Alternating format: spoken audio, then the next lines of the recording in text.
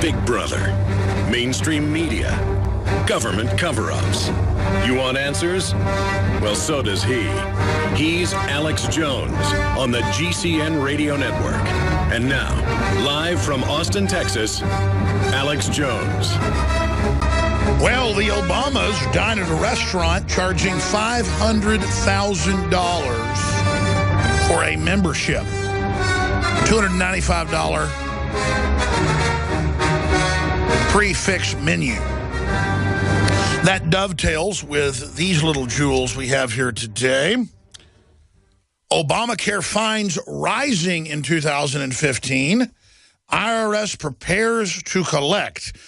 It was, of course, in the bill the IRS would collect and take your tax refunds and grab your bank accounts. But they would just have people go on MSNBC and CNN and say it's a hoax.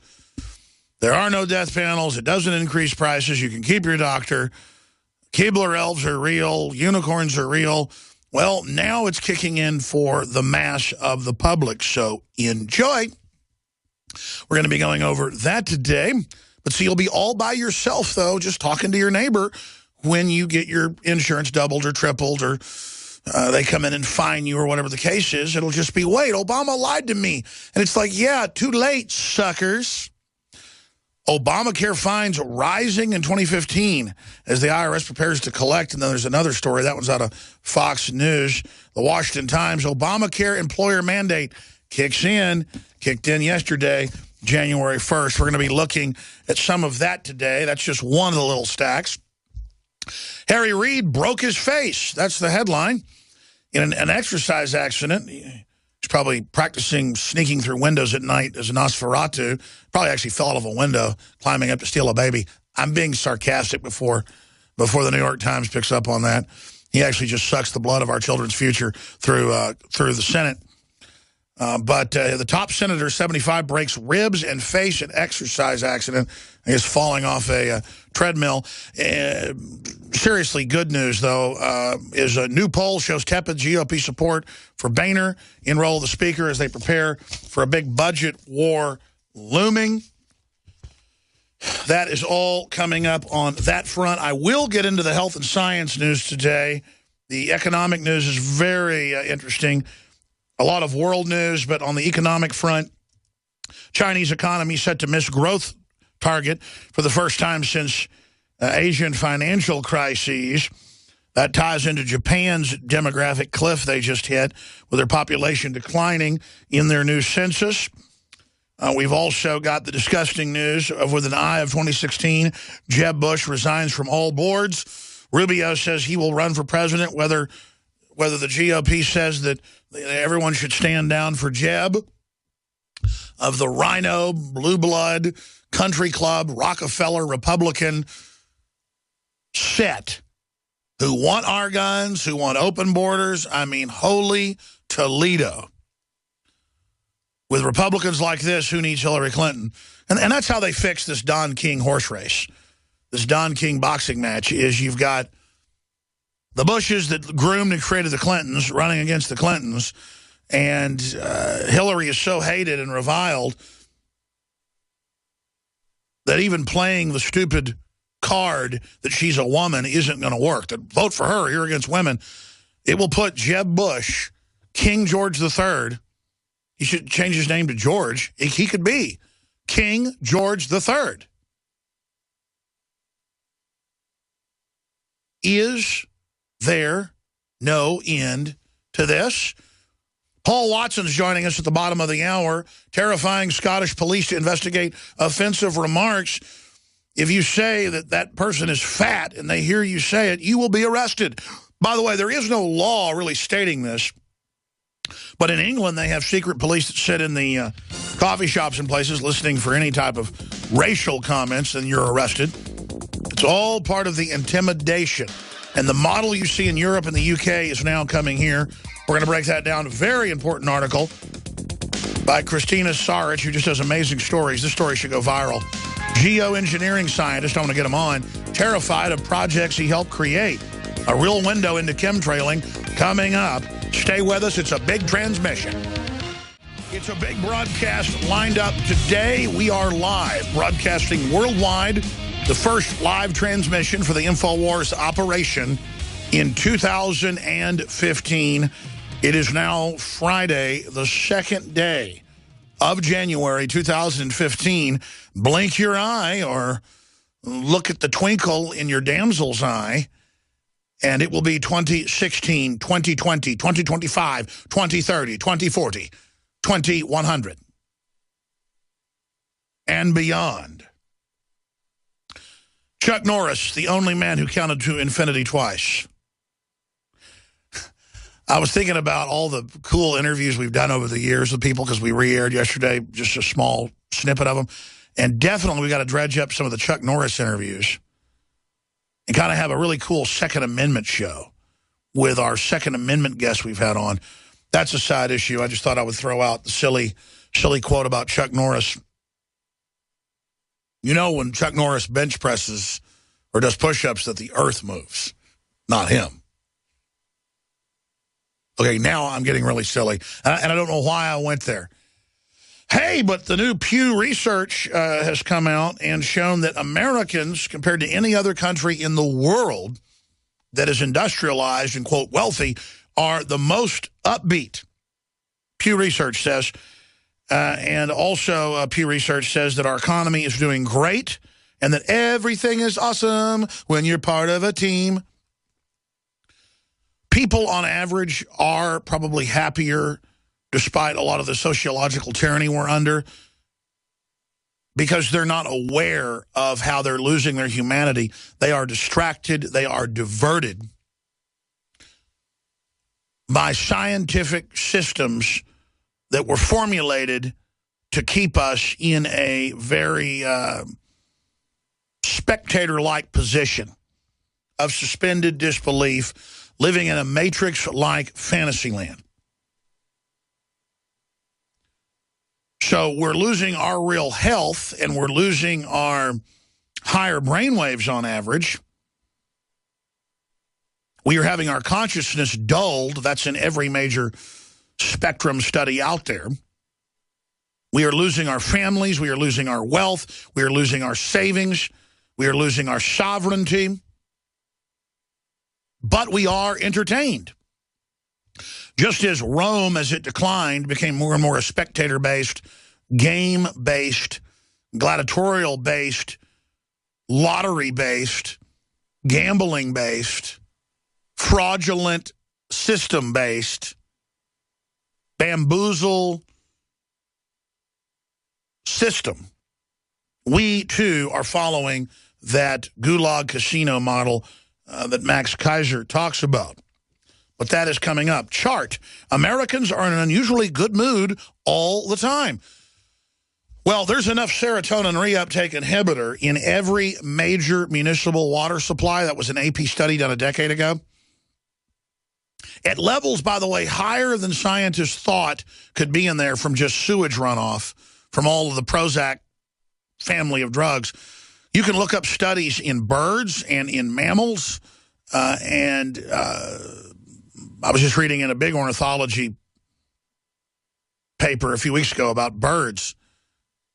But shrimp, fish, other marine life, other invertebrates, across the board,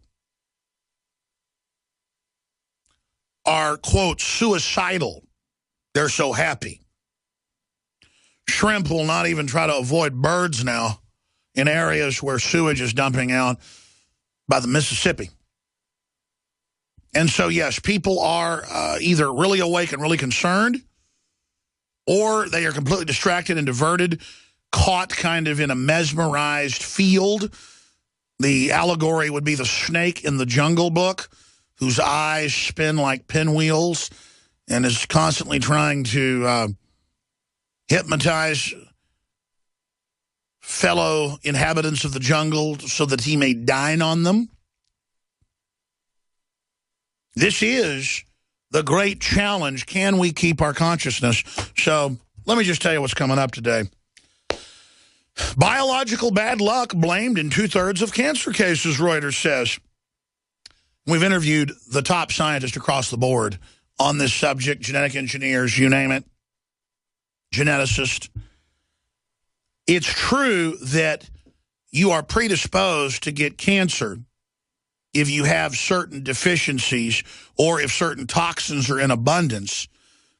But they're saying it's all nature that causes cancer, not nurture or not stimulus, not environment. And everybody knows from common sense, you smoke 2-3 packs of cigarettes a day for 40 years, you're going to probably get lung cancer. Some people, though, they found are over 100 years old in areas of Japan and France who eat certain diets high in minerals, and they don't die of lung cancer when they're smoking 2-3 packs of cigarettes a day and drinking 2 bottles of wine a day, in the case of the French. And it's connected directly to their diet, getting things they need to not cause a deficiency, that then when you add a bunch of other carcinogens on top of it, triggers a chain reaction. So undoubtedly, everybody knows that certain families have heart attack problems, heart problems. Certain families are predisposed to cancer. That loads the gun, is what geneticists say.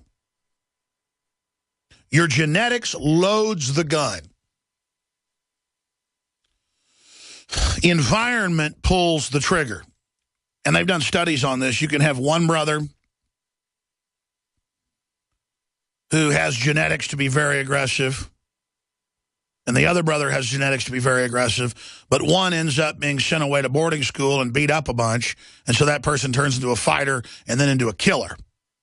Whereas the other brother doesn't get put in something like that, doesn't get put under the pressure, and so it doesn't trigger those traits that are already there. So genetics loads the gun, environment pulls the trigger. And I was reading over this article, they're really pushing the idea in the London Guardian and Reuters and just everywhere else that you need to get genetic testing for cancer predisposition, predisposition. And now they're doing genetic testing where they're claiming they find cancer in you lifetime when pretty much everyone on the planet gets cancer every day, and your body just takes it out with your immune system. That's why when your immune system gets overwhelmed, weighed down, doesn't know what's going on anymore, gets confused by vaccines that we know lowers your immune system in every study, look it up, then suddenly you don't go after the cancer. So lack of oxygen, lack of nutrients, lack of key minerals, lack of sunshine, all of this is in the real studies accelerating cancer. Then you add a bunch of heavily cooked red meat, a bunch of processed alcohol, a bunch of GMO, a bunch of cigarettes to that, and then a bunch of pharmacological synthetic drugs, you're deader than a doornail. You add a bunch of stress to that, you're in trouble.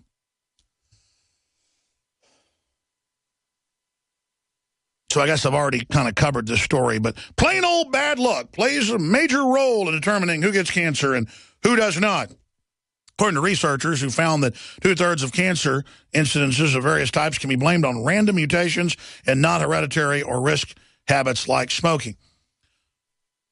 So they're saying it's hereditary or it's mutations.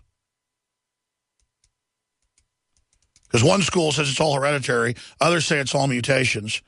Others say, oh, it's smoking. How about it's all of them? What do you? But they're now saying in these new studies that it's mutations that are happening. What do you think causes mutations? GMO crops, pesticides, all these new synthetic toxins that have never existed before. The cell phone radiation on record causes mutations in the DNA of the brain. The researchers said on Thursday that random DNA mutations accumulated in various parts of the body during ordinary cell division are the prime culprits behind many cancer types. Well, we've always known since they discovered cancer that it's a mutation in the DNA division that then causes the cells to go haywire. But the big issue is why are so many cancers exploding? And why they never try to find out why cancer rates are increasing in so many areas? And why don't they try to find out how to stop the cause, not, quote, try to cure something that's got thousands of different corollary reasons for triggering it? So I want to find out why cancer's exploding. Because they're not ever really going to find a cure for it because there's so many new cancers because our bodies are being bombarded. And our cells are put under stress and are trying to find ways. What's happening is, just like with insects or bacteria that are put under poison or pesticides or biological attack, they will start mutating. A lot of them will start dying. They'll start getting a lot of deformities. But then they will have genetic divisions that will actually cause resistance or immunity to the poison, to the toxin, to the cancer. So this will cause, in a minority of our offspring, superhumans that will be resistant to the BT corn and all the chemicals and the fluoride. I mean, insects are reproducing sometimes on a weekly basis, a lot of times on a yearly basis. That's why they become drug resistant or drug immune within a few years. Bacteria within a few years, because they're dividing sometimes every day. So see, they do cause mutations that ends up causing most of the bacteria or most of the insects to not be viable. But some of them, the mutation's right. And the globalists, in some of their papers that we've read on air, admit this is kind of their master plan, poisoning everybody. They believe out of this giant scientific petri dish will give rise to the new super Homo sapien ascendus. Stay with us. We'll be right back. Good morning. Well, Gallup poll says bad politicians, government, top concern of American people. So that shows the American people do understand what one of the main problems are. Some more good news. A poll says 60% of Republicans prefer a new speaker. We're going to be going over that as well. Absolutely. If he won't repeal Obamacare, we need to repeal John Boehner, and he needs to be recalled. He certainly needs to be removed from his leadership position, period. He can go play golf with Obama, where Obama has been snorkeling on his new 3-week vacation and dining at a restaurant charging $500,000. That's out of the Weekly Standard. To have a membership at the restaurant, $500,000, $295 a plate.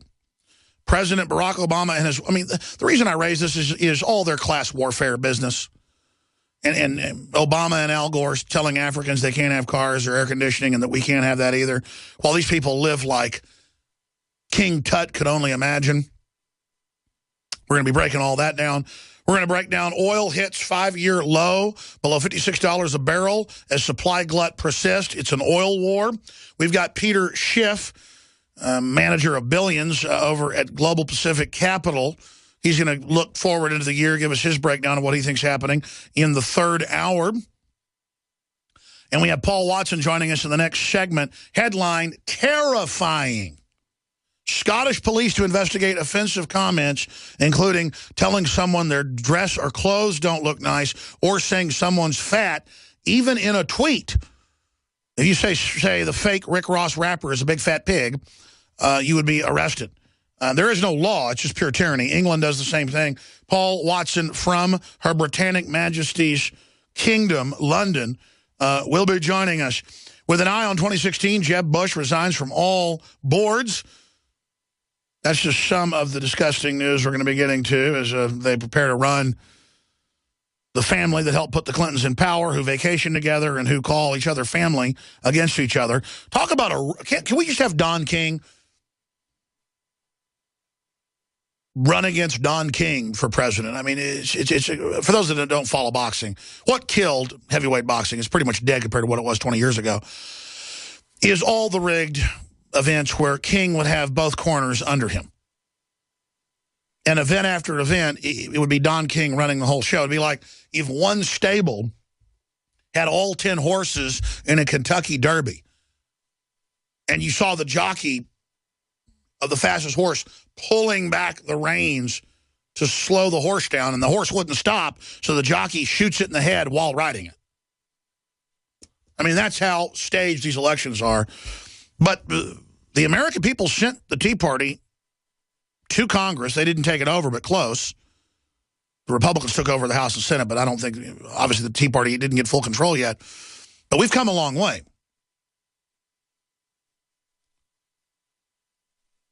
certainly come a long way. And I don't see the American people buying into Jeb Bush versus Hillary. And let me get something straight here. I detest Hillary more than Jeb Bush, but only because I've been living under her and her tyranny and her anti-gun, anti-family garbage since I was in high school. But then I know the backside. Just as an acid test, I recoil from Hillary Clinton. But it doesn't matter. It's all part of the same rigged game. You'd be like saying, I like this boxer more than that boxer. Don King runs them both. It doesn't matter. So in a way, I kind of want Hillary to get in because it'll just be that much more horrible and in our face and wake people up more. Jeb Bush gets in, the Republican blue bloods that are starting to wake up and the Republican country club types that realize they're in trouble. And then the grassroots kind of Republican blue-collar Reagan Democrats are going to go to sleep for 4 to 8 years while they open the borders up, bring us into all these international unions, gut our sovereignty, bring in internet censorship. I mean, Jeb Bush wants open borders. Jeb Bush is anti-gun. Jeb Bush vacations with the Clintons. I mean, come on. Remember when Terry Reid of the CIA and others told me about the Bushes vacationing with Clinton when he was governor 11 times and secretly hanging out with him and seeing them in limousines together. This is like back in '96. I was interviewing Terry Reid and Larry Nichols, everybody on record that worked for Clinton. And, I mean, I believed him, but it was wild back then. Now it's just in the news. Oh, they've been friends for decades. They're best friends. Ha, ha, ha. All right, we got a ton of news coming up. Paul Watson joining us. A bunch of science and huge chemtrail news. Long lines expected at California DMVs as illegals apply for licenses. Federal judge rules, give them all licenses. I can't go to Mexico and just demand a license to be allowed to vote, but that doesn't matter. Migrants from the Caribbean surge. That's up on drudgereport.com. Stories up on Infowars.com. Some people actually think the Earth is 2015 years old. That's a story by Paul Joseph Watson I'm going to talk about with him in just a second. Lawsuit claims Prince Andrew had sex with underage sex slave. Where there's smoke, there's fire. Terrifying Scottish police to investigate offensive comments. They're actually arresting people that say someone's fat. Because if someone says it's hurtful, well, you're not allowed to say it. St. Louis Post-Dispatch reporter maced after storming police station with protesters. It's the leftist agitators. They have a right to demonstrate, and I support it. The issue here is this is being run by the White House. Just know that. The century of the self, controlling the dangerous crowd in the age of mass democracy. Interesting article by Zero Hedge. Here's a story I want to spend time on after Paul Watson leaves us. Geoengineering scientist terrified of projects he helped create. We're going to get this climatologist, meteorologist on the broadcast. This gets into chemtrails, you name it. So we're also going to get into a whole section of articles dealing with Obamacare. Obamacare employer mandate kicks in January 1st, and Fox News is reporting with direct links to the law itself. Obamacare fines rising in 2015. IRS prepares to collect. Now, remember that in the last 4 or 5 years when we would point out sections of the bill, then it became law the last 2 years, and we would point out that it was getting ready to start kicking in 2014, 2015, 2016. The law is staggered to mainly kick in after the 2014 election. Well, here we are. Don't have health insurance, get ready to pay up, but see, health insurance itself is going up. My parents have both been told that their premiums are going to more than double. They already went up about 45% last year. Now they just got told with Blue Cross Blue Shield, you've got too low an insurance. We have to comply with Obamacare and can't compete with it. So we're going to basically double your rate. Isn't that special? And the main architect of it, Gruber, said they had to hide the fact it was going to do this, and he laughed about it because it's funny, because we're stupid, remember? I don't know. Gallup says bad politicians and corrupt government are the top concern of the American people. Maybe we're not so stupid. We just don't know what to do because the criminals are in control and want to start a civil war as a pretext to totally take the country over. The individual requirement to buy health insurance went into effect earlier this year. But the coming tax season is the first time all taxpayers will have to report to the IRS whether they had health insurance for the prior year under penalty of perjury. The IRS now has a new federal database, I should add, that's in the news today, that is meant to track all that. And, of course, the IRS will get your medical records. Nixon got in trouble for having about 120 records. But they get to have all of them and share them with other agencies and private groups. Okay. The fines for 2014 year were relatively modest, $95 per person, or 1% of the household income. But now it goes up, ladies and gentlemen, into the thousands. Isn't that just special? And then by 2016, over 5,000. And the IRS will be taking it. Isn't that just sweet? Isn't that just darling? Feds are building a national data warehouse for Obamacare and Medicare to keep track of everything you do, the weekly standard reports. That's all up on Infowars.com, PrisonPlanet.com, and I'm also reading from DrudgeReport.com. You can dial 1-800-Obamacare, or I guess 1-800-Affordable Care, and it dials 1-800-FU. Still says that, by the way. Fed's looking for company to run national data warehouse for Obamacare. Hope you enjoy them in your business, because that's what was in the bill, and that's what it does. So we're going to be breaking more of that down coming up.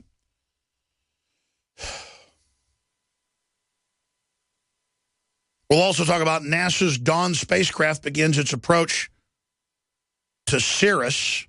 Is that how you pronounce that? An asteroid the size of Texas. We're also going to break this down. I mentioned it was just a fascinating article. Geoengineering scientist terrified of projects he helped create, an excuse for weather modification programs. Dr. Matthew Watson from Bristol University in the UK told the media recently that he's terrified by many of the geoengineering projects currently in the works to thwart man-made climate change, a phenomenon being hawked as an excuse for weather modification programs by many in mainstream science as a threat to humanity. But see, the projects going on worldwide are admitted, but the details are secret. The patents are public, that they add the barium salts, aluminum dioxide, and some radioactive isotopes to the kerosene jet fuel. Then the pilots, everybody don't know what's going on. The airlines don't even know what's going on. And then they become aerosolized dispersal units. Then they put in kids' textbooks. We showed this about 6 years ago in a mainline textbook being used all over the country. In fact, look that up. Textbook teaches kids about chemtrails, I think was the headline. And it says, yes, we have patents. It's added to jet fuel. It goes through the jet engine and puts a sunscreen, was the quote, up there to protect you from global warming. There's a whole giant global secret project going on. They tell adults it isn't happening, and then it's in textbooks. It is. There it is.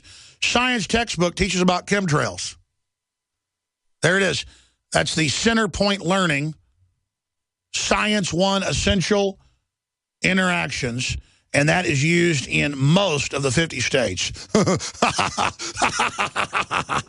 You talk about frustrating, folks. I still get emails saying I'm a liar, that they don't have goats that are part spider that produce body armor, when I did the first interview with the guy before there was ever even in the news in 1997, and listeners thought it was a fake interview with the CEO in upstate New York with thousands of spider goats with a Department of Defense program. We ain't in Kansas no more, folks. That was 1997. Above ground, not even secret. This is 2015, baby. This is Buck Rogers. But we're in this suppressed system, not aware of it, while there's a literal breakaway civilization operating in plain view, jacking our food, our water, the drug supply, everything. What I know is so insane, I can't believe it. What is admitted is so over the top, I can't even comprehend it. Can you imagine what they're doing? There's a reason they act like we don't exist and don't care. There's a reason the elites are so arrogant.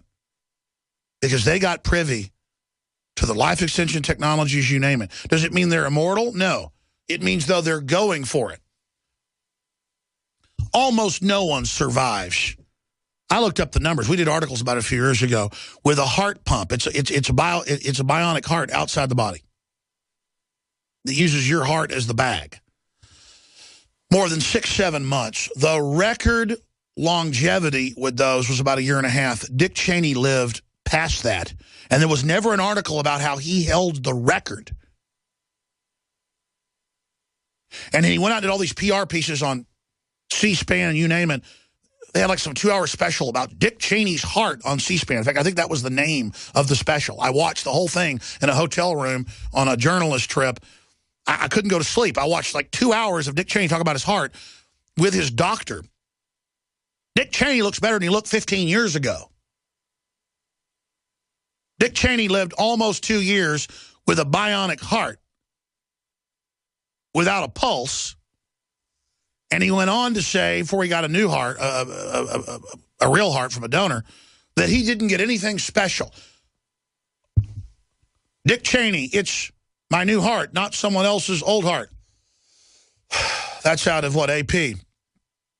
The point is they're getting stuff we're not getting access to. You better believe Harry Reid, who fell off his treadmill and broke his face and a bunch of ribs. And I don't even take pleasure in it, even though I detest Harry Reid. I'd rather him get right with God and repent of all his evil. But the point is that none of them are immortal. I don't care how many technologies they get. They may be able to store their memories in a computer, and the scientists will call that computer Homo sapien transcendent. But it's not really you. It's just more flim-flam from a bunch of con artists. You globalists, for all your power, couldn't hold Baghdad with 100,000 U.S. troops, and you're not going to hold the human spirit. That's the type of stuff that's coming up today. Paul Watson will be with us about 10, 15 minutes to the next hour. Then I'll get into the geoengineering news, the economic news on oil, what that really means from my view. Peter Schiff's coming up. I want to ask Paul Watson about several terrifying, and that's in the headline, articles at Infowars.com by he and Kurt Nimmo. The vaunted Kurt Nimmo. Terrifying Scottish police to investigate offensive comments. Prospect of Orwellian thought police prompts huge backlash. Now, I had Robin Page on about 14 years ago. It was the year 2000, so 15 years ago. He's host of One Man and His Dog, where he would walk from town to town, visit different pubs, different restaurants, all the cool areas in England and in the UK, also in Ireland, up into Scotland. He gave a rural affairs speech where he said rural communities deserve the same protections as homosexuals and Muslims. Page wasn't even a right-winger. They arrested him saying the word homosexual is hurtful and for saying that Muslims were offended. And that was in the news. BBC apologized for his great evil. That Robin Page interview is out there. I interviewed him. You can pull up other headlines. Hundreds arrested in London sting of racist words, where they sit, it said, in Indian curry shops and in coffee shops listing for any racist terms under the breath, and then you are arrested to create fear. This is what political correctness is. Nothing to do with stopping racism. They let known al-Qaeda terrorists come in, Rashida Swat, MI6, and run the 7/7 bombings. That came out on Fox News, even on Fox News and in British news. So it's all staged. It's all a big joke. It's total tyranny. I want to talk about that with Paul Watson. And I want to get into the royals, their top buddies caught with secret slave rooms with kids and dead kids found on their property. And Jimmy Savile and all these leaders and the point is this is all being brought out, though, to blackmail the UK empire into the final New World Order, folks. This is being brought out at a key time for a reason through the controlled press. So I'm sure a lot of it's true because it just keeps happening. But at the same time, there's something else behind it. The UK has been trying to get out of the EU. There's major power jockeying. Just like you saw stuff being brought on the Vatican at a key time, there is an unseen hand above this manipulating it. So all that with Paul Watson. Paul, let's get into this article. Scottish police to investigate offensive comments. Well, they're now arresting people, I saw you wrote about 2 days ago, who call someone fat because, quote, they felt offended. That's what hate speech is. That's what they're trying to pass here, but I guess it's already arrived where you're at. We already had the mayor a few months ago of Houston send out subpoenas and was looking at criminal charges for preachers who were preaching that homosexuality was a dangerous lifestyle. I mean, is there free speech? Since when did tolerance, which I believe in, become no, you have no free speech and we don't tolerate your views? What is happening in Her Britannic Majesty's Kingdom?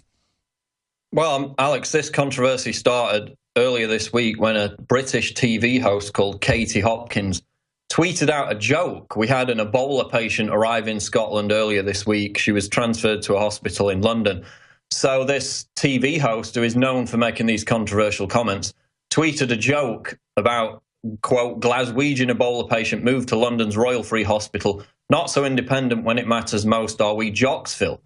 So the response to this relatively tame joke was for tens of thousands of people to sign more than one online petition calling for her arrest and for her to be charged with racial hatred. And apparently now, Alex, I've learned this week that Scottish people are in fact a race. Liberals are so obsessed with being offended that they're now inventing whole new races of people to claim that somebody's racist. So instead of completely dismissing this out of hand for the idiocy that it is, Police Scotland, the official Twitter account, tweeted out, quote, please be aware we will continue to monitor comments on social media and any offensive comments will be investigated. Now, of course, they won't be investigating the threats to kill this TV host, which I actually tweeted out earlier today. They won't be investigating, given that they're now acting as thought police for Twitter, the 77 unsolved murders in Scotland. Scotland is the #2 murder crime capital of Europe. But they will be investigating people who make jokes on Twitter. So the response to this was completely vitriolic. Farage came out and basically said the people who complain should be charged with wasting police time.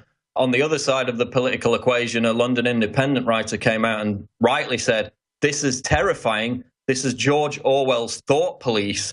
So people across the board are united in their outrage that this has become a police issue, that it's now a racial crime to make fun of Scottish people, with tens of thousands of people signing these petitions calling for this TV show host's arrest. Continue, Paul.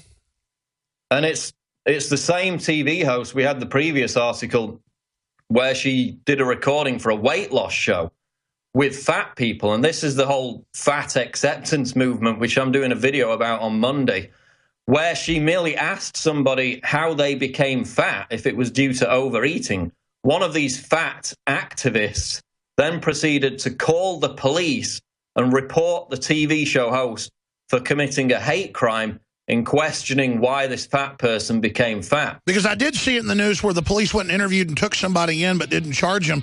Was that this talk show host or another one? Because there's so many instances of this, Paul. They're still investigating the TV host. They did arrest somebody for, again, making another joke about an accident that occurred with a bin lorry running over some people in Glasgow a couple of weeks ago. That's right. Stay there. I want to come back and go over this because now they're wanting us arrested, you arrested, Lord Monckton by name, for questioning global warming. Paul Joseph Watson from London, England, is our guest. He'll be with us about 15 minutes in the next hour. Then I will get into the economy, the big battle over the budget between the Republicans and the Democrats, but mainly the Tea Party insurrection. We're going to look at Politico. I thought it was a conspiracy theory that the smart grid would be used to spy on us and control our lives. But Politico now says it's dangerous. So it must be true now that they said smart grid powers up privacy worries. And they get into all that. Congress demands answers on Fed's cell tower tracking by simulator towers. It's only a simulator when it steals all your data without a warrant. That's all coming up, the geoengineering news and more. By the way, in the new year, folks, make the resolution to support the InfoWar, or to redouble your efforts to wake folks up, and to support this transmission. I want to thank you all. You can get super high-quality products at very competitive, low prices at InfoWarsStore.com and InfoWarsLife.com and fund our operations. So I want to thank you all for your support and ask you to recommit in the new year. We've got 48% off right now on the New Year's 2015 resolution pack. I'm going to officially start it next week and go for 1 month, taking photos every few days with my shirt off. In fact, let's just start it today. I know hardly anybody's here. Folks are on vacation, but I just got to pick a spot, start pulling my shirt off, start taking the photos. It's got to be done. And then we're going to see what happens when I take the Oxy Powder, Super Male Vitality, and the methylcobalamin nutraceutical beyond that grade, Secret 12, vitamin B12, religiously several times a day. I'm only going to take Oxy Powder for like a 7-day period, but the others, because I always forget to take this, but every couple days. And I'll keep doing the same amount of exercise, the same amount of eating, you name it. We'll see what happens. But I've already had dramatic effects, as folks can see watching on television, with the InfoWarsLife.com products, the X2, you name it. We're going to see what happens with this 2015 health challenge. But 48% off those 3 products when you get them together, InfoWarsLife.com or 888-253-3139. Paul, we'll get more into this in the next hour, but continuing with this Orwellian move, it segues right into being climate deniers, or if you don't want open borders, they say they may arrest you. So already saying it's a race crime to say you don't like, there's too many this, too many that. I mean, the truth is every group of immigrants has its own racist stuff. People in the country have their own racist deal. It's just tribalism. And some of the discrimination is legitimate if, say, you're Tibetan and you don't like the fact that the Chinese are being forcibly migrated there and that they're trying to force Tibetan women to marry Chinese men. I mean, I don't have a dog in the fight whether you're Tibetan or Chinese. I like Chinese folks. The point is that immigration can be used as a weapon, but they want to try to ban even criticizing that, or say you can't even use the word immigrant now. First it's don't use illegal, now don't use immigrant, now it's migrant. What's the bottom line here? The bottom line, Alex, is that they're taking on board any discrimination whatsoever, even if it's mere discernment. Like I said, with the fat acceptance movement, now feminists are glomming onto this. They're embracing it. They're promoting a lifestyle that is incredibly harmful to women. We know obesity is linked with a myriad of different diseases. It costs the U.S. economy $663 billion a year. Yet now we're being taught, and in fact TLC has just given the star of Fat Girl Dancing her own TV show to push this propaganda. I want to talk about this. It's not that we hate fat people. I mean, I used to weigh 279 pounds. It's that we care about them, and they're trying to say we can't tell folks, hey, you ought to try to control your diet. Stay there. Paul Watson from the UK joins us. Peter Schiff, economist, Euro-Pacific Capital Manager of Billions, will be joining us to give us his prospectus into 2015 on the economy, the oil wars, and more. Coming up in the next segment, I'm going to shift gears with Paul, talk about this article by Kurt Nemo on Infowars.com. Lawsuit claims Prince Andrew had sex with underage sex slave. And this stuff just keeps coming out, and a lot of it ends up getting verified. Jimmy Savile, who ended up having secret sex dungeons for children, and it's all been confirmed at the BBC in a sex ring, hanging out with these people constantly, having the highest level royal access. Princess Diana didn't have one half this access. He could go anywhere, including their private chambers, any time of day or night. What do you think's going on there? But the larger issue is, why is this coming out now? Massive blackmail, in my view. Who are the power structures? We'll talk about it. The news behind the news, the rest of the story. Paul Watson, though, getting into this move to now make it racist, to not like Obamacare or turn your guns in. Well, how about racist if you don't praise 500-pound women particularly? Well, I mean, that's starting to happen. There was a TED Talk, I'm putting all this together for a video, where a woman made the comparison between racial discrimination, gender discrimination, and obesity discrimination. Now, we have smoker shaming, okay? We have pictures of diseased lungs on packets of cigarettes. People are encouraged not to smoke. They can smoke, that's their personal choice, but rightly, they're encouraged not to do so because we know it's unhealthy. And in the UK, it costs the economy £5 billion a year.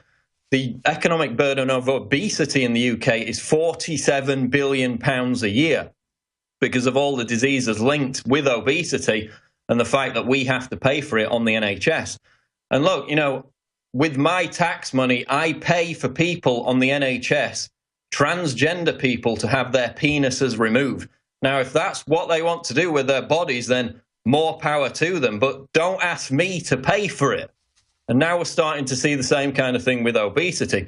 So as I said before the break, this big YouTube star, Fat Girl Dancing, has been given her own TV show on TLC to promote acceptance at any size. So they're pushing onto young, impressionable people that to be fat is something to be embraced, not something to be fought against, despite the fact that it leads to early death and all manner of terrible diseases. And that anybody who questions that, even asks how you became fat in the first place, is a thought criminal who could be charged with a hate crime if it offends somebody. Well, so, now they're moving, not just in San Francisco or Austin, Texas, but other areas of the U.S., to make me pay for not just people's abortions, but as you said, sex changes.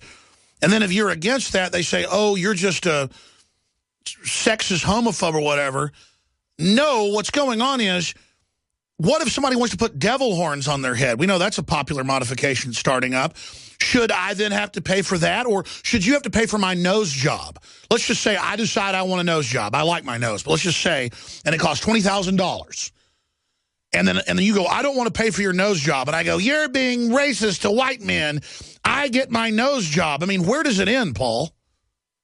Well, I mean, you've talked about it before. There's a syndrome called body identity integrity disorder, where people feel that they should amputate their own limbs.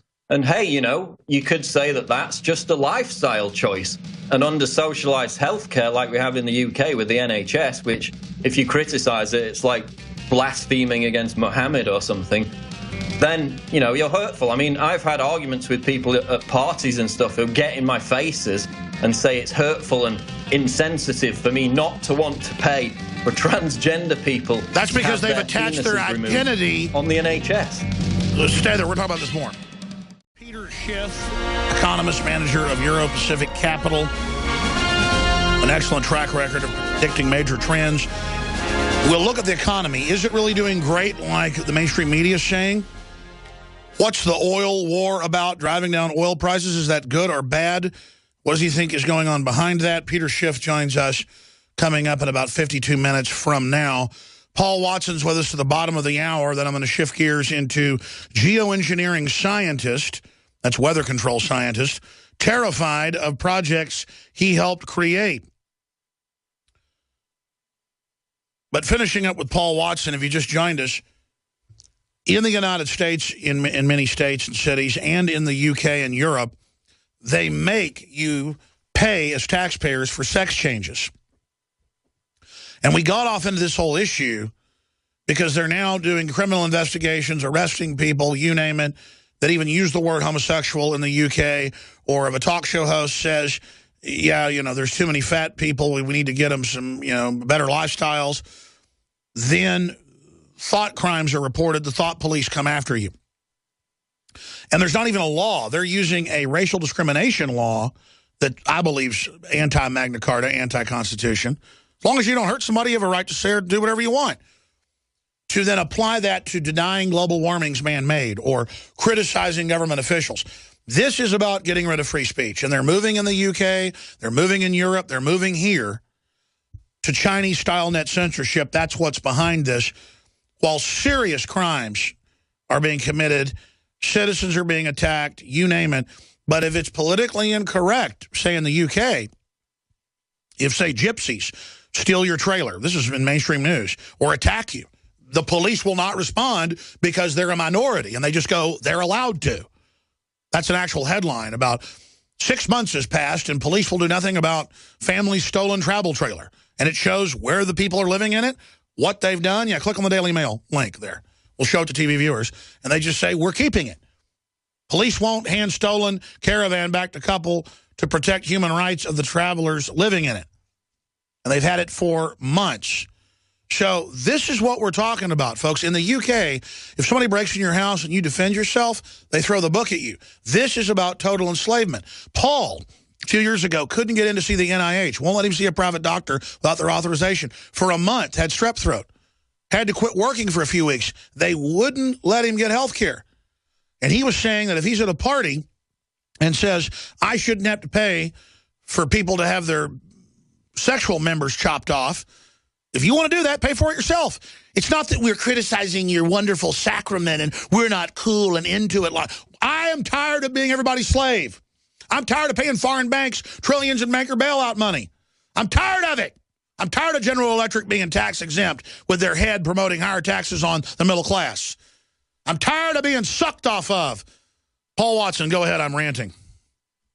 Yeah, and the problem is now we have the state responding to this minority of professionally offended people on Twitter who are largely feminists to actually police ideas and free speech. This is where it gets really scary and Kafkaesque, because just about a week or two ago, Janet Bloomfield, the founder of the Women Against Feminism hashtag on Twitter, had her account suspended merely for disagreeing with a feminist, Jessica Valenti, who wrote in The Guardian that Christmas was oppressive to women. What happened was an army of feminists contacted Twitter, claimed that she was spamming when she obviously wasn't, and they got her account shut down.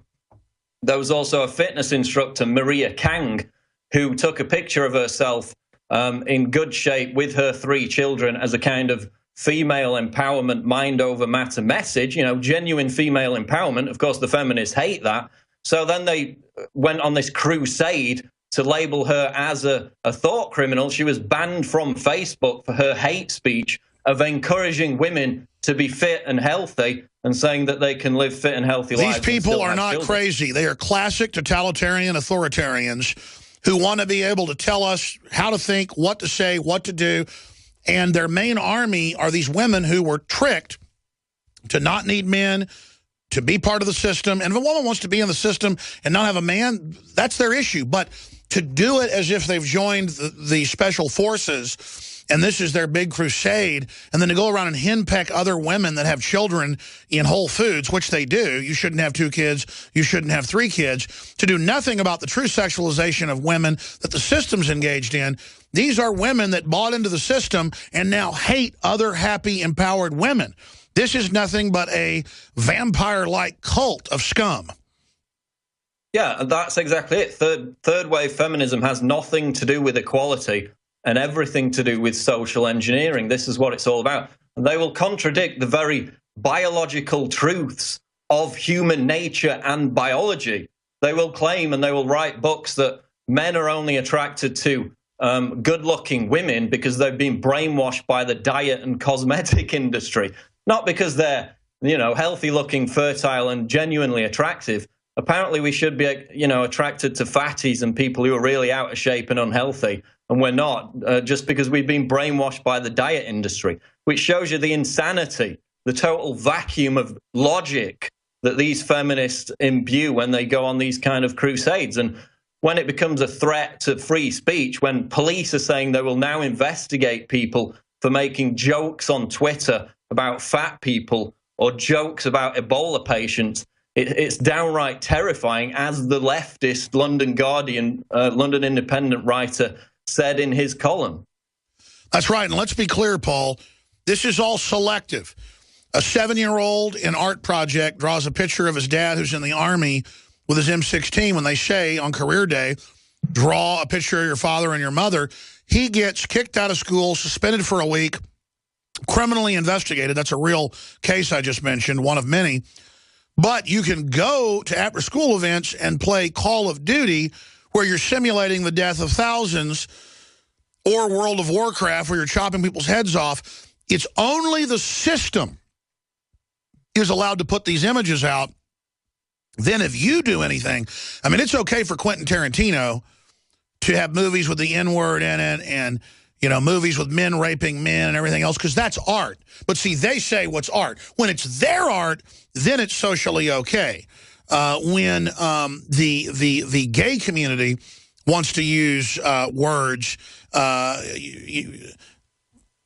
that then you get arrested for using in the UK if you're, quote, not part of the club, it's not just discrimination against free speech. It's creating a new royalty class where these politically correct groups nest within the overall power structure.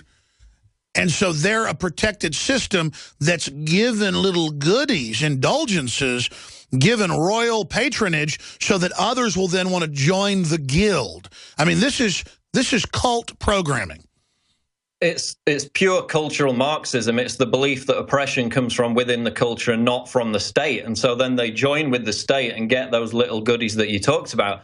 And it's evident in Gamergate, which was, it basically emerged that all these top feminists in leaked email conversations were attempting to subvert the gaming industry to push their own social engineering messages. And it was confirmed that they've been able to do it. Yeah. And you know, their claims are completely spurious, like there are no positive female characters in video games. Somebody made a video literally listing 200-300 positive female characters in video games over the past 2 decades. So it's completely without foundation, and it's this authoritarian zeal to make society conform around their belief system, which is ultimately a way of putting them on top of the power structure, you know, in their ivory towers. So it has nothing to do with equality and everything about them hoisting it over everybody else, telling us what we can think, what we can say, and again, completely conflicting against the very biological, innate human nature that we all share with each other. It's like the current governor who's mourning, I guess, the death of his father, Mario Cuomo, today at 88 years old. He said, if you are pro-life or pro-gun, get out. You're not welcome here in New York this year. And he was asked, are you serious? He said, yeah, get out. What a gangster thug. And it just shows the totalitarianism of the left. These people are the opposite of tolerant. They are monsters who have successfully seized power. Oh, yeah, they're tolerant until you voice an opinion which differs with theirs, and then they're intolerant and call for your arrest and for your social media accounts to be banned. And, you know, this is harmful in that, I mean, I made a video about the Sexodus, got absolutely huge response, thousands and thousands of comments, which is that because of this feminism, because there are less real women, men are just giving up on marriage altogether and basically checking out of society, not because they're failures, they can't get women. They're still having sex with women. They're just rejecting and shunning marriage because their relationships are not working because of the brainwashing and the social engineering that third wave feminism, which has nothing to do with original feminism, has wrought on society. Well, let's be clear. Women wanted basic rights. It was a very barbarous world. Most men didn't have rights 300 years ago, 200 years ago. And so women who'd been in a protected class under chivalry, but were oppressed in certain degrees, but they also had a lot of other, like you get off the ship first when it's sinking, and you don't have to carry things, and you know, on and on and on. So they've tried to project something. I'm not defending that system. It was just a primitive system.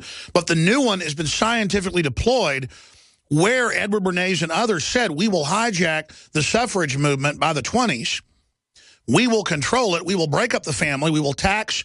We will yoke both the men and the women now. And then the kids will belong to the state. As Hitler said, first you get the women, then you've got the children, so follow the men. This is not our debate with the... I'm going to skip this network break. I need time. Thank you. This is not a debate with the feminists and the controlled totalitarians known as the left. and then their kissing cousin, the controlled right. It is a fact. And in Endgame 2.0, that's on prisonplanet.tv, we break this down with Dr. Michael Kaufman, with the Carnegie documents, the Ford documents, the MIT documents.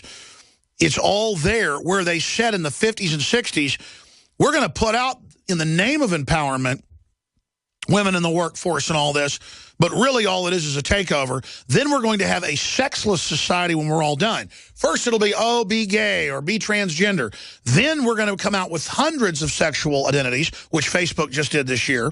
This is all scientific. Until there is no identity, and the only crime is having an identity. You say you're straight, that's a thought crime that hurts others. You say you're gay, that's a thought crime. No, no, no, you're going to have to be gray, sexless, nothing. They want plastic people. And actually, in Charlotte Iserby's book, she shows a restricted document from the Department of Education. Can you guys go find it? It was in the original edition. I think there's one back in the shipping department, the one that sold out. And it shows them taking a kid through like 8 stages, through the revolutionary stage, and then finally a brainwashed, quote, carbon unit that serves the state. This is the real plan.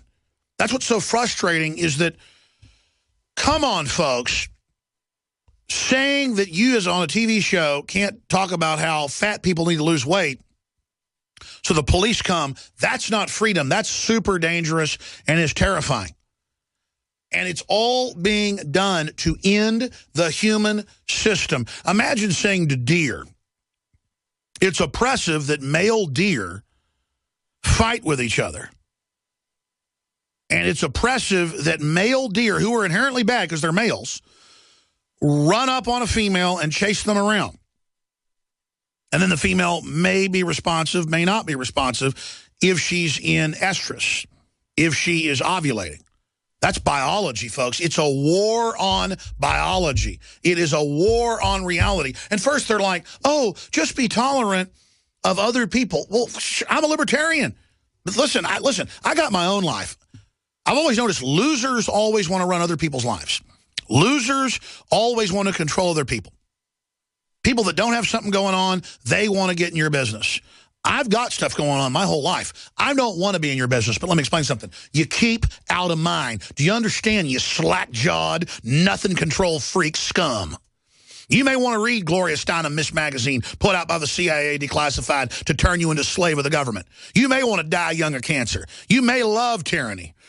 But don't you hate me that I'm red-blooded and trying to fight for the basic code of humanity that we should be able to be humans and not have fluoride put in our water to lower our IQ. This is social engineering to sabotage the human instinct so we can be put into an unnatural, destructive, exterminist, transhuman, eugenics, global program that we are all living in. Buck Rogers, baby, 2015. It's real. It's all public. Now, Watson, I want to shift gears. Final comment on that, and then I want to get into Infowars.com, PrisonPlanet.com. Lawsuit claims Prince Andrew had sex with underage sex slave, allegedly arranged by former Bear Stearns financier. How many of these bankers and members of parliament and BBC presenters, you hear these wild claims for 30 years, 1,000 times what we heard about with Bill Cosby, but notice this isn't in the news over here. They admit they're blackmailing Parliament with it. It's like you can't even hardly get in unless you're part of the club to begin with. They don't trust you. Dead bodies being dug up on the royal grounds. Jimmy Savile, the top pedophile, who had total access to the royals. Turns out everything we heard about him was true. Secret sex dungeons, little kids, sex with dead bodies. The guy was obviously a pedophile, the archetypal pedo, and you see photos of him. That's a big issue. I want to review some of that with you and being in the UK, what it's like. But then the big question, why is it coming out now? It looks like a larger power struggle within the elite to force some of the old elites over there into this larger global system. We're seeing a consolidation everywhere. Well, yeah, final comment on the previous subjects. The good news is that 77% of American women, according to a poll last year, don't identify as feminists. The problem is feminists have got control of large portions of the media, which is why when any public figure is criticized by them, immediately apologizes. We saw the ridiculous fiasco with let me just say that all of the establishment transhumanist feminists can go to hell. I'll never apologize to them. They are a bunch of scum who hate strong women and don't want women to be armed against criminals. They're a bunch of filth who want women alone, wards of the state. Sorry, Paul, we're going to go to a break, come back with the pedophile stuff. You've got the floor. Go ahead. Yeah, exactly. Kaylee Cuoco, this TV star, came out and said, I like being with my husband. I like cooking for him. I like looking after my children. I mean, God forbid, the reaction was overwhelming. She was castigated by feminists, and she had to come out and apologize. You know, feminists would love North Korea because, you know, if you don't profess your faith, your belief in the dear leader and all his dogmas, then you will be silenced. That's the kind of authoritarian society they want in the West. That's why we should oppose it at every turn. Well, that's right. Kurt Nimmo wrote about it. A feminist posts hateful tweets after actress says she loves serving her husband. But, of course, the flip side is her husband, I guarantee you, loves serving her. That's like when you scrub your wife's back or she scrubs yours, or my family comes over and I grill steaks, or you know, then my wife would cook dinner. I mean, it's not about someone's a slave, but they put this idea out there that if you ever help your neighbor or you ever stand up for somebody, you somehow are losing out. This is because they all want us totally alone. And let's face it, nothing against what you'd call classically unattractive women. Because if a woman is exciting and funny and neat, even if they're not classically Marilyn Monroe beautiful, I see, you know, beauty in them. If a person's old and has aged, you know, gracefully and is a loving spirit, there's something beautiful about how old they are and their twisted, you know, joints, like an old twisted tree can be beautiful. But if they're an ugly old person in their heart, the ugliness, like a stained glass window, projects that ugliness in a macabre fashion. But I'll tell you, at the heart of this is a bunch of women that don't feel successful, who are part of a cult guild in the state, who hate good-looking women. I've experienced it. I've seen it firsthand. And it isn't that they're lesbians. It isn't that they're attracted to women sexually, though some are, and there's a large percentage higher than the average rate of lesbians in the feminist movement. They want to conquer classically hot, viril's a male term, but powerful, truly feminine women. It is a conquering. Feminist, everybody knows women on average dress up for other women. Women are in competition with women. On average, it is a sect of women trying to dominate other women and trying to become a classical male role that they claim they are trying to get rid of. They're not trying to kill the king to get rid of monarchy. They're trying to kill the king to make themselves the king. The Janet Renos, the Big Sisses, the Mr. Maddows. And I call them out. That's all. They want to wear the pants. They want to be John Wayne. And so they want to assassinate men and then assassinate real women so they can sit up there and build the world in the image of Janet Reno. Well, guess what? The world don't like that and doesn't want you, filth. You got it? So go to hell. Excuse me. Go ahead, Paul. Yeah, generally speaking, the women in their 20s who I talk to see right through it. They're not feminists. They don't identify it. But it's generally unhappy women, and this applies to men too, who, as you said, are jealous of fertility, jealous of younger women. They've missed out on having kids, getting married, having successful relationships. They joined a death cult. They want fluoride in the water. They want GMO. They want sterilization. They don't believe in having kids. They hate life. We know who you are. Go ahead. Sorry, Paul. Yeah, so if they want to get into their 30s and 40s and engage in this misandering... They're attacking the goddess. And I don't get into that in a religious way. They hate the goddess. They hate the goddess. That's who these people are. They are devils. Sorry, Paul, go ahead. Yeah, and if they want to live unhappy lives, then that's their business. But don't then try and take away my free speech by claiming that I have male privilege or white privilege, and that my free speech is invalidated because of my gender or skin color. That is at its root sexist and racist. So that's when they become an actual threat to the society and to free speech. Well, they're projecting. They're projecting. We're libertarians. We're live and let live. We don't care about them. We don't care. But they care. They care. I mean, I've seen it with these modern fascist so-called liberal women. They get mad at families. They get mad at women dressed classically, but everybody's looking at the woman dressed classically. There's a reason women dress like that in every culture, because it's powerful. They don't want women and men having innate human power. They're anti-human. They want a bunch of anti-human devils in their state-run monopolies to have all the symbols of power. That's right, all the corpses here are clean, boy. Some poetry right there, actually. Talking about fake high society that's carrying out all its corruption, all its murders, all its cultural death, all its rot, but doing it all with an air of respectability in the establishment. And I want to be clear about something here. I truthfully do not dislike anybody for their race or, quite frankly, their sexual proclivities. Does that mean that I don't know the statistics that the gay lifestyle of having hundreds of sexual partners a year isn't very destructive with drugs and diseases? And I feel sorry for those folks. And I've had friends and even family, cousins and people that I've seen absolutely destroyed by that culture. It's a critique on a culture, kind of like gangster culture that's been force-fed to the black community. I have a critique on gangster culture as very destructive. Thug life is very destructive and is a social primer to prepare young black males for induction into their college that is the penitentiary. And it's now the calling card for white kids, Hispanic kids, mixed kids. Most of the kids I see around Austin. What's the system going to do when people are all intermarrying like they're doing now? Well, they'll just say you're not black enough or you're not white enough. It's just more mindless divide and conquer by people that don't have issues that are real. That's why we have to force debates about real issues. Hey, did you know foreign banks have signed us on to 2 quadrillion, 2,000 trillion? That's in USA Today. Hey, did you know the fluoride lowers your IQ by about 10 points after 3 years? Here's a Harvard study. Hey, did you know that they're preparing the Army for mass gun confiscation? Here's the Army Times. Hey, did you know they built FEMA camps?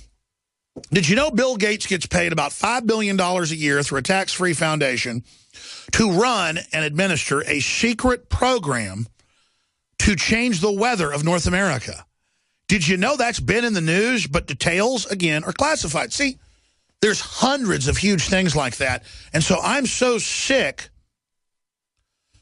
of cartoons and movies everywhere, just anti-gun propaganda, anti-heterosexual propaganda, anti-family propaganda, anti-male propaganda, anti-private property propaganda, anti-rural community propaganda. It's just, it shows the twisted, disconnected from reality, globalist eugenicist view. So as long as it means you die alone, as long as it means you die broke, as long as it means you don't have a community other than the community that's controlled and centralized, they want you all in ghettos, in barrios, in the gay neighborhood, in the black neighborhood, in the lesbian neighborhood, in the Arab neighborhood, in the southerner neighborhood, in the northerner neighborhood, they want balkanization, the great game.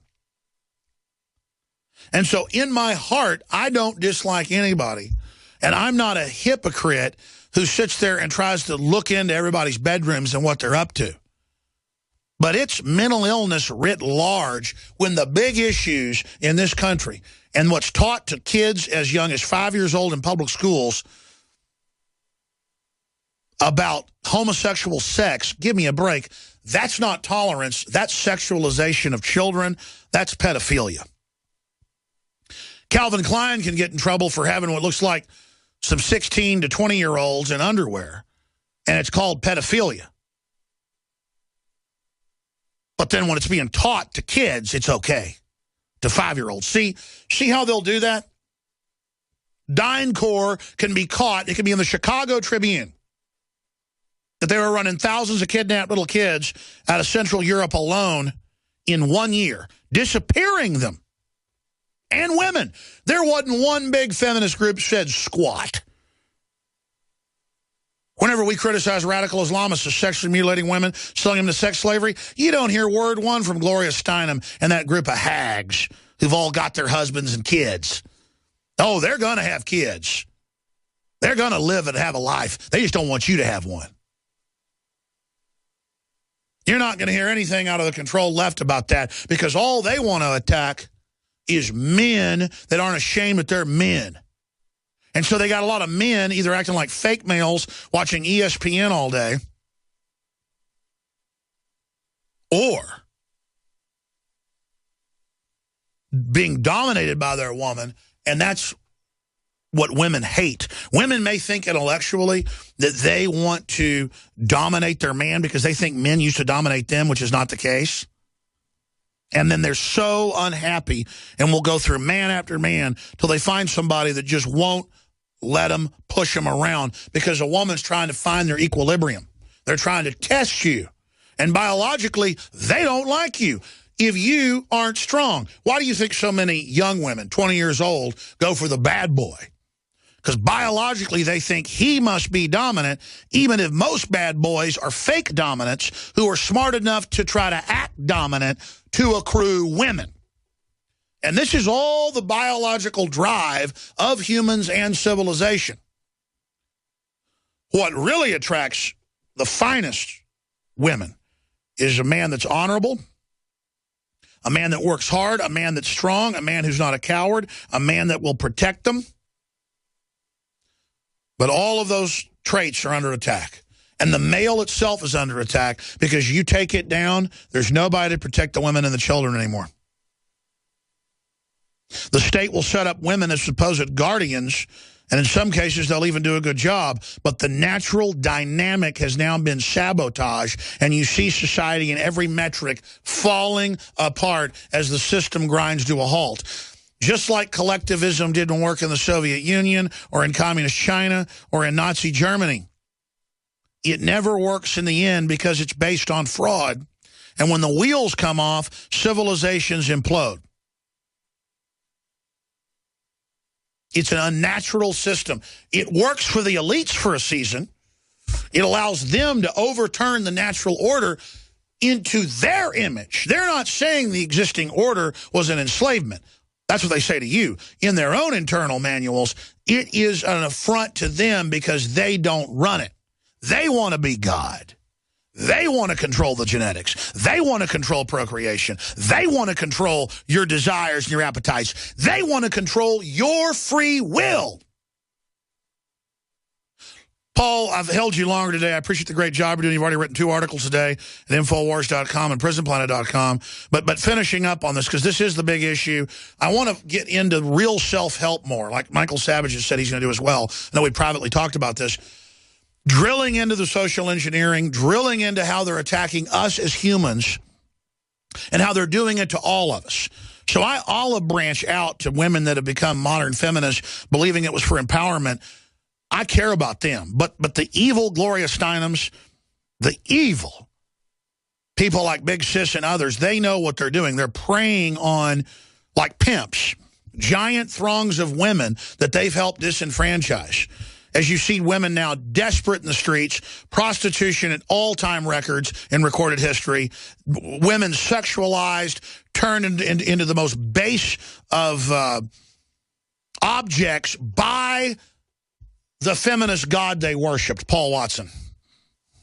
Yeah, and that's partly why marriage rates are collapsing. And I did a video called The Sexodus, which, I mean, it got 6,000 comments on InfoWars, another 5,000 on YouTube. It was completely insane with all these men who were, for the vast majority, successful, go-getting men. They weren't losers sat in their bedrooms playing computer games, who had just given up on trying to find a woman to marry altogether because of this notion, this creation of the modern female as somebody who is basically impossible to get along with because they've been brainwashed so badly by feminism to hate men, to, you know, it's divide and conquer. Another interesting thing was you were mentioning homosexuals earlier. I mean, back in 2008, I wrote an article pointing out that the ban on gay people donating blood in the UK was probably a good idea and should be kept, even though it was later lifted, because gay people were more likely to give blood which was contaminated with the HIV virus. Now, you can debate that on either side. We know that AIDS isn't as big a problem as it used to be. It's up for debate. No, somebody threatened to call the police on me and said they'd actually called the police on me for saying that medically it was probably quite risky to allow gay people to donate Even though blood. the vast majority of medical doctors in the UK and the US are saying don't do it, including gay ones. But here's the larger problem. They won't get mad about the whole controversy, Paul, that took place back in the 90s. Clinton in the 80s as governor with a whole chain of state prisons with the guards. This came out in the news, selling drugs, because they had a doctor that blew the whistle, to the people to give blood, sometimes once a week, knowing they had HIV and hepatitis. It was then sent up to Canada, produced into factor 8, and contaminated hundreds of thousands of people conservatively worldwide, and many of them died. And then there was a whole lawsuit and a chain, and then the Hemophiliac Society that exposed it got firebombed the same night that the doctor got firebombed. And we had the doctor on, then he got so threatened he never did another interview out of Little Rock. But, there's no discussion of how the blood supply is so incredibly dangerous. Oh, but don't worry now, it's a political correct issue. Yeah, go get your blood transfusion, even though it's one of the most dangerous things you can do. Just slap a gay label on it, and then it's a sacrament. Go get your AIDS blood, or you're against gay people. See, they can just, don't like Obamacare, you're a racist. Don't want to turn your guns in, you're a racist. Don't want hepatitis blood, you're against gay people. And the truth is that there is a small subsection, as reported by, every time I mention this, people don't believe it. San Francisco Chronicle, Rolling Stone, Google bug chasers. Gay bug chasers, gift givers, gift receivers. And there's also a subset that wants to give blood to give the gift. Well, I don't want the gift if I'm in a big car wreck and bleeding to death and they got to do a blood transfusion. I'm sorry, I don't want to die. I know in the dark human sacrifice world of extreme people that are very unhappy that, want to do things sexually that leaves their intestines hanging out their rear end. I'm sorry, it's not that I'm not cool and trendy. My intestines, I don't want them hanging out on the ground. I don't want AIDS. I'm sorry. I am a homophobe. It's true. I'm being sarcastic about that. I mean, it's just incredible how nihilistic and decadent things have gotten. It's just insane, Paul. Yeah, they placed political correctness above basic proven science and health. It's like with the fat acceptance movement. Instead of acknowledging that obesity is a terrible affliction, that, you should just do as much as possible to be fit, healthy, to exercise, to eat right, because it causes terrible diseases and premature death. Instead, they've created this whole new level of PC whereby it's a new sense of victimhood. It's not that they're unhealthy and fat and that they overeat. It's that they're being condemned and discriminated against simply for embracing their own lifestyle. And if you say that that lifestyle is unhealthy and destructive, mainly to women, then you're akin to a racist. And then you can never discuss why people are getting obese, a lot of the additives and things, because now it's in the racist area. Basically thinking and having your own view is racist because you're not allowed to have your own discrimination of restaurants, of flavors of ice cream, of women, of men, anything. You're going to do what the high priests say or it's over. That's what it's all about. It is total tyranny. It is thought police. It's here. 2015, we're living it. But we are the resistance, folks. Over 70% of youth now in the U.S. are against abortion. The numbers were flipped in 1973. You heard Paul, national polls. 70+% of women don't like feminists and understand it's a trap. The problem is the average man's drooling watching ESPN, so I guess it is up to the women to lead us out of this. It's not about men and women fighting with each other. It's not about gay, straight fighting with each other. It's about admitting the agenda of dehumanization that's hijacked any minority movement that's out there. Now, Paul, I want to go to this article by Kurt Nemo, Infowars.com, and it's in the UK news. Lawsuit claims Prince Andrew had sex with underage sex slave, allegedly arranged former Bear Stearns financier Jeffrey Epstein.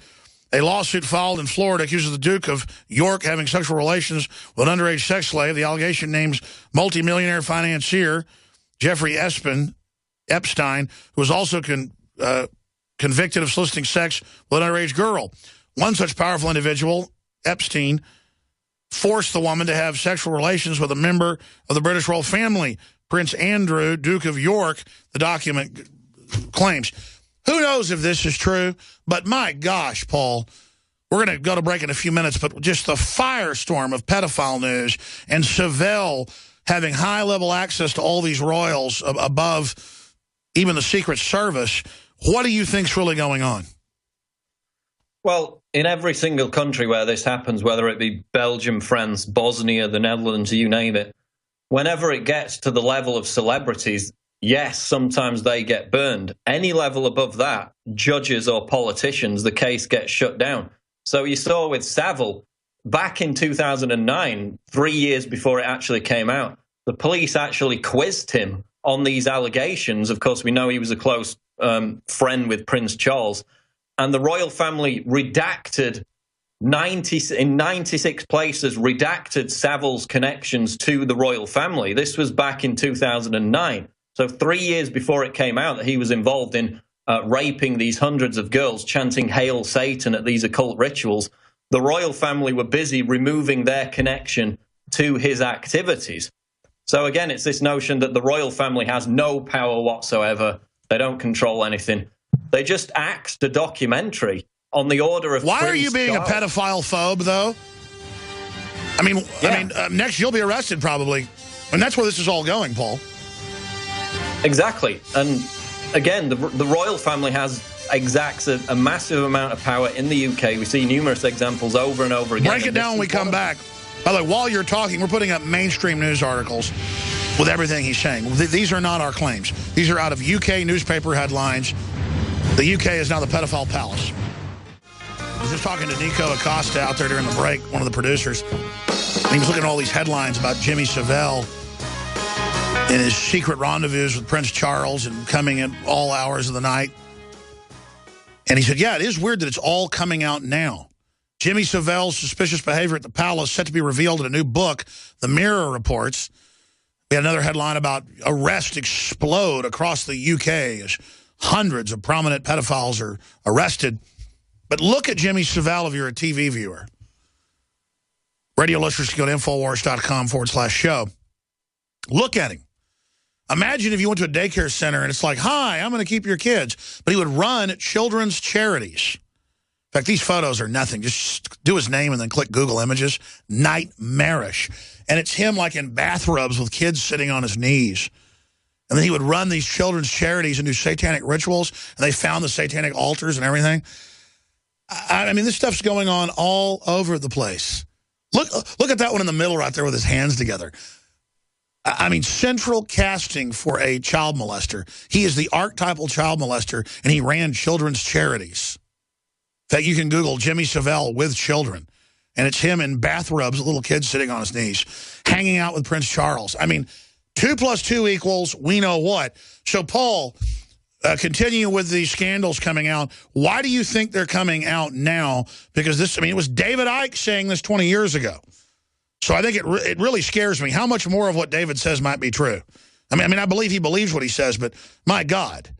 I mean, you look at Jimmy Savile, I mean, that is a demon from hell. Go ahead. I think basically they know it has to come out at some point. They're bringing it out now of their own accord so they can try and control it by burning these patsies who are mainly TV hosts and disc jockeys from the 70s who basically had, relationships with 17-year-old girls.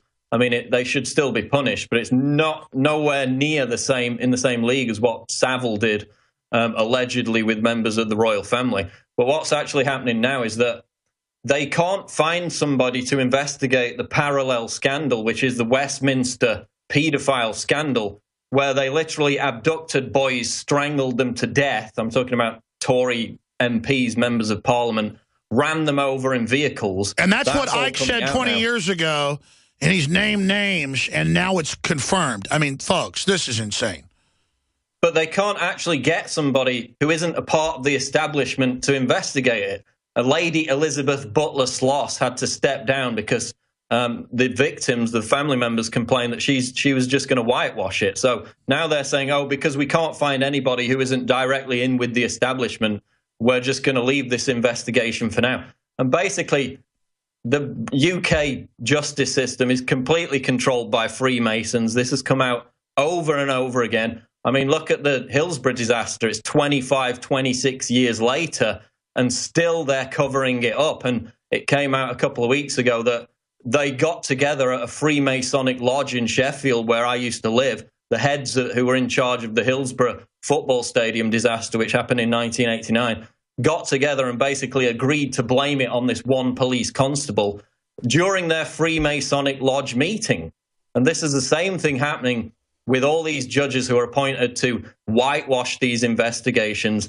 They're all Freemasons. They're all protecting each other. And that's why they're burning these lower-level entertainers. So would you say in the UK it is the Masons that are king? Yeah. That's who's running this whole show. It came out that criminal gangs in the UK have infiltrated Scotland Yard and are working with police to commit crimes, and it's just calmly reported in The Independent. Paul Watson at Infowars.com. Great job. Thank you for so much time. We'll do a few more minutes with you, then Peter Schiff's coming up, third hour. Well, we've had a pretty dynamic hour of a lot of key information. I think the moral of the story is, no matter how hard the establishment tries, these ghouls, they're not going to be able to hide their crimes forever. But I think it's the naivete of the public that allows us to grow. They have had cases on record in Europe, in the UK, in the US, snuff films, little kids, you name it, with high-level judges, government people, because they start recruiting their own people into government, and then that's a rite of passage or a gang initiation. Like most mafias and stuff, you got to make your bones. You got to kill a few people. You got to testify in court and, lie. You got to prove that you can be a trusted member of the team. But with the real global mafias, you've got to hate humanity and want to hurt innocents.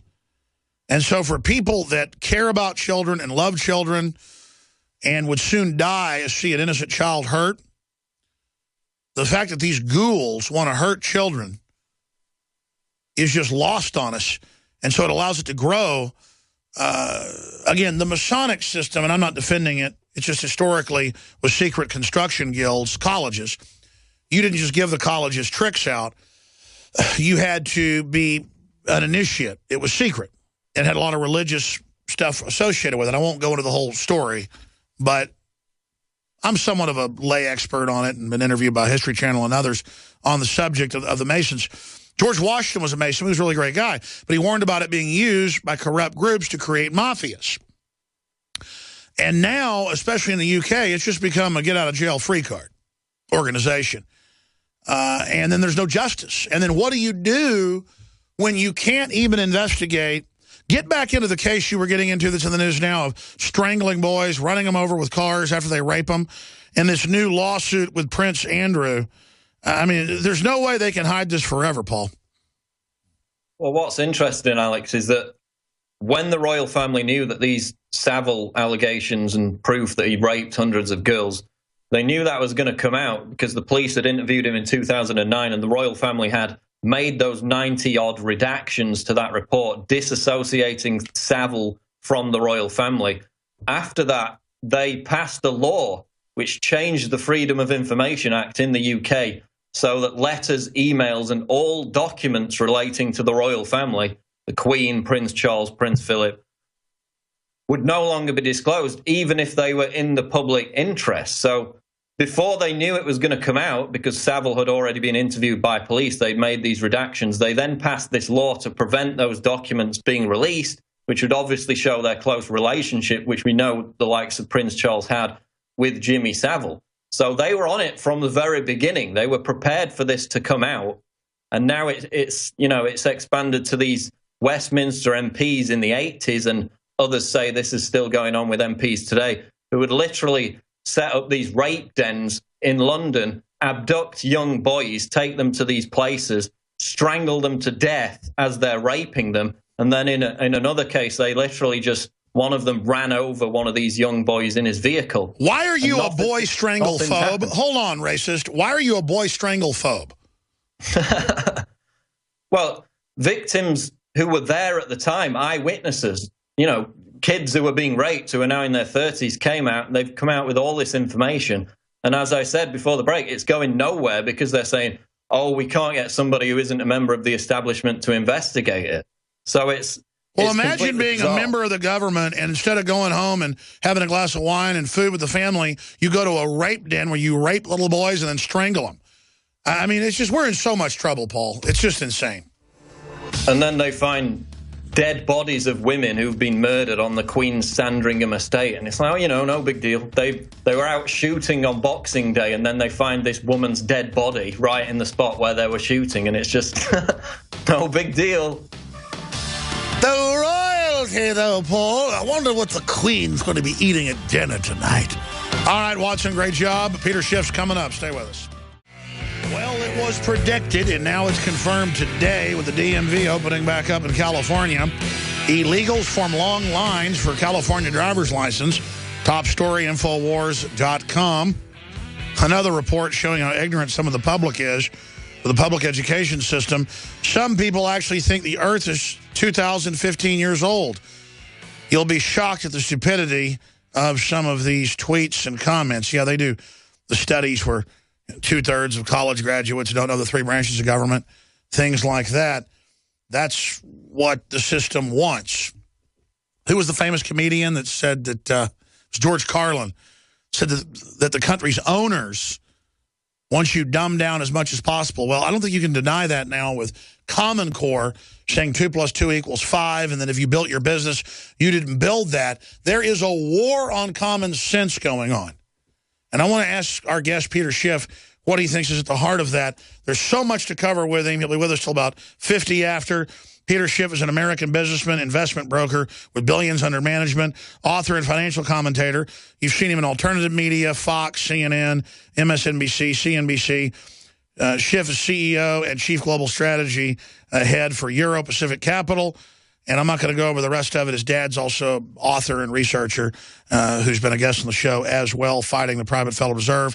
Europac.net is the Euro Pacific Capital's main site, Europac.net. I want to get into 2015, what he sees coming up, the budget war looming for Obama and the GOP, what's going to happen as the Obamacare fines start to kick in this year. What does he see happening with China and its growth numbers? And Japan, how will that affect us? What does he think's going on with oil? Clearly, Saudi Arabia and others are cutting production in a war with Russia, but won't that hurt Europe and then hurt Japan and hurt China and ultimately us? Sure, it'll boost the dollar for the time being.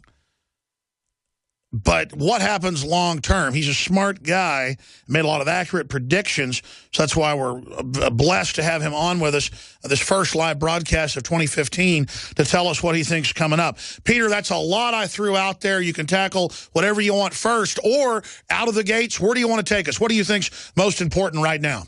Well, first of all, Happy New Year, Alex, and to you and your audience. And, you know, I used to do my own radio show, but I stopped doing it back in August. So at least the Alex Jones show is still on the air, so I could settle for the guest appearances. Well, I know your show was popular, but you're a busy guy, so we want to welcome you on whenever you want to come on, or, you know, because your analysis is so needed. Thank you, Peter.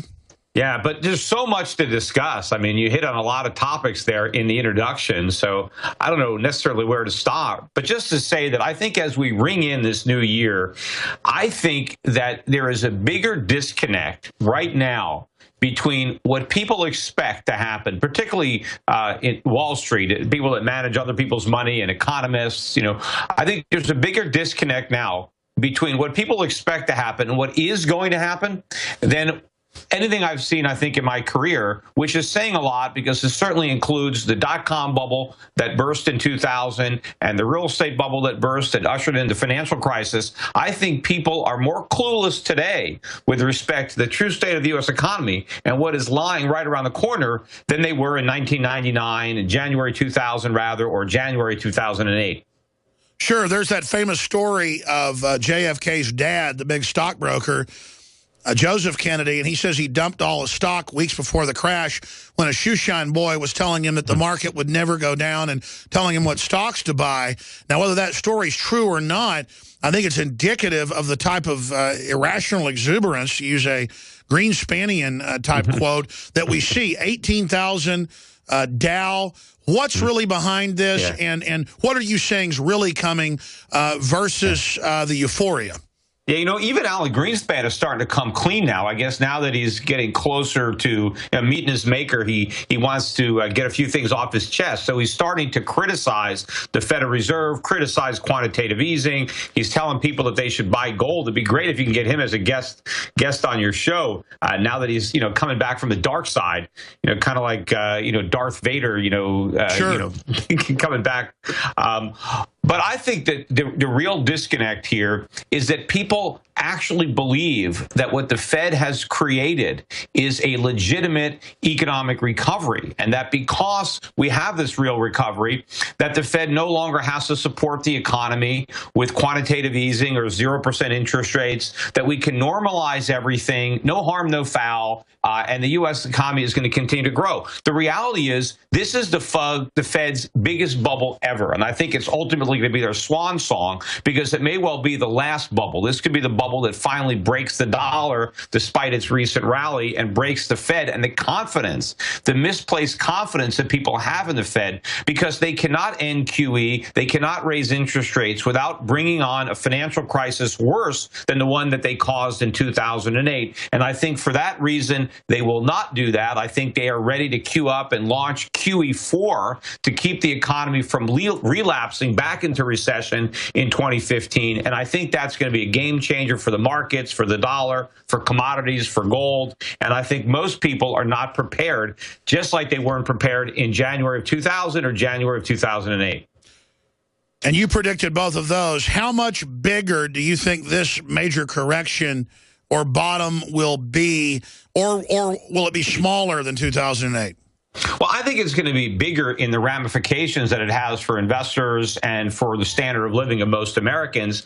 I don't know that the stock market is going to be cut in half again the way it was in 2008 and 2000. It would be if the Federal Reserve doesn't launch QE4 and raises rates, then the carnage on Wall Street is going to be as bad, maybe even worse than 2008. But I think the Fed is not going to let that happen. I think the Fed this time realizes that this bubble is too big to pop, and they're going to do whatever they can to prevent it from popping. And so what they end up doing is sacrificing the dollar in order to prop up the stock market, the real estate market, the U.S. government. So I think the impact on the dollar, and the dollar lost a lot of value between 2000 and 2008. The dollar index went from 120 down to 70. It's now managed its way back up to about 91. A lot of those gains happened just in the last few months on all this false expectations. But I think the dollar index is going to decline even more this time around. So it's even more important for people to be prepared by being out of the dollar.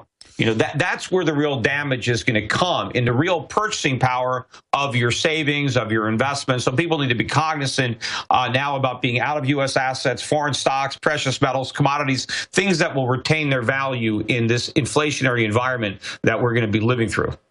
And that was my next question. I mean, I'm not an economist, but I just have studied. Well, you know more than most economists. Well, all I know is bubbles historically are super dangerous. This infinity bubble that they bet everything on just looks like financial Armageddon if it ever goes. Meanwhile, China is sinking, it looks like some evidence shows, but you're an expert on that. I mean, correct me if you don't agree. We see major problems in Russia. I see them trying to back off global inflation by lowering oil prices, but then that causes its own domino effects in different economies. I just don't see how they're going to manage all of this. What's the big threat then in the future? Is it inflation or is it deflation? Well, when people talk about inflation, deflation, they're normally referring to consumer prices, not money supply or credit. And so if consumer prices were to come down, that's never a threat. That's always a good thing when the price of the things that you need to buy is, less expensive, because nobody has an unlimited amount of money except maybe the central bankers. And so as prices come down, we can have a higher standard of living because we can buy more stuff. Like oil prices have come down recently, so that means that gas is cheaper. That means products can be cheaper that require gasoline in the production process or the transportation process. But when central bankers are talking about deflation, they're trying to pretend that they're worried about falling consumer prices. That's not a concern. That's a good thing. What they're worried about is financial assets falling. They're worried about the stock markets coming down, the bond markets coming down, the real estate markets coming down, because they've been propping those markets up to sustain these bubble economies. And what they're also worried about is the inability of governments to repay their debt. And because politicians don't want to admit that they're broke and honestly default on their commitments, they need inflation to wipe out their liabilities. And so that's why central bankers are concerned we don't have enough inflation, is because we have so much debt. We need the inflation to wipe it out because we don't have the integrity to honestly default on commitments that we can't keep. So we're not going to have falling consumer prices, as beneficial as that would be and as temporary as that is for oil, because I think oil prices are going to go much higher once the Fed has to launch QE4, unfortunately. But we're not going to get falling consumer prices. We're going to get skyrocketing consumer prices. And the average American already knows that prices are rising, and the government can pretend otherwise with these CPI numbers. But if you go to the supermarket, if you pay... Well, that was my next question, is that everything's going up in price except for gas exponentially the last 5-6 years. And then I open up the newspaper or read the financial online. It's like, boy, prices are dropping and everything's great and everybody's happy. This is really freaking the public out because they know that's not true. No, I know. I mean, that's why the Republicans, unfortunately, why they did so well in the last election is just because the economy is so miserable. Voters are just trying to do whatever they can to express their frustration. They're not necessarily embracing Republican principles, because a lot of the states that voted Republicans in and Democrats out also voted to raise the minimum wage in their states. So this is just people that are frustrated because there is no legitimate recovery, and they see that cost of living is going up. Look, all the prices of the things that I buy, everything is getting more expensive. I get, letters in the mail from, letting me know what fees are going up. And I mean, nothing is going up as low as what the government claims. Look at healthcare. Couldn't that be the final straw that breaks the back? I want to come back with Peter Schiff. In fact, Alex, the Q3 GDP numbers, the biggest driver of increase in consumer spending was all the money we're spending to buy Obamacare. Exactly. That's what I wanted to ask you. Okay, we're going to come back to Peter Schiff, Europac.net, straight ahead. I'm going to ask him, what happens when the dollar dies and how will it die? I mean, we know it's going to fall apart. Peter Schiff is our guest, financial analyst, broker, author, financial commentator, manages Euro Pacific, Capital Inc., and other organizations, Europac.net. A lot of interesting information on that site, certainly. And he is our guest today. This is a short segment, long segment coming up with him. Folks, throughout history, Zimbabwe, Weimar Republic, Germany, you all know better than I that when they start printing money, it causes major problems and usually a collapse. Hyperinflation, war, you name it. Now they found these ways to manipulate it worldwide and have other currencies devalue at the same time. But more and more of that inflation is coming home. And from what I've seen historically, Peter, correct me if I'm wrong, the inflation builds at first, but slowly and then exponentially it starts compounding, especially when they try to internationalize the money printing, that it's more parabolic towards the end of the graph. We knew that something would happen with QE 1, 2, and 3. It did create like a sugar high, as it's been called by many. More dollars chasing stocks, that boosts that. So it looks good on paper, but in the real economy, we just talked about it being bad. How long in your gut can this go on? And how do you think the dollar will die? Will it be over time? Will it be in a catastrophe? Or will it bounce back? I mean, I know you can't predict the future, but what are some of the scenarios? Yeah, well, first of all, the real economy has suffered during the entirety of this so-called recovery. It's been a financial recovery. Yes, we've managed to prop up stock prices and real estate prices, but at what cost? I think the resources that the Fed has misdirected to Wall Street have come at the expense of Main Street. So instead of making real capital investment, growing our productive capacity, creating high-paying jobs for our people, we're just enriching a few speculators. And so real wages are falling, real household net worth is is declining. Full-time jobs are being destroyed. They're being replaced by part-time jobs. The standard of living is going down, and we're disguising it, within this bubble, and they can only inflate it so big. But what's going on with the dollar right now in inflation is because we're not the only country that's in trouble. And there's politicians all around the world that have bought elections with promises they can't keep. And people are worried about Europe. They're worried about Japan. They're worried about China. And they're buying the dollar. And as a result of that, we get a reprieve. The dollar buys more. We can borrow more. We can spend more. And our bubble gets bigger. But people who are buying dollars because they're worried about Europe, for example, they're jumping out of the frying pan into the fire. They don't understand that our problems are even larger than theirs. And it's all about confidence.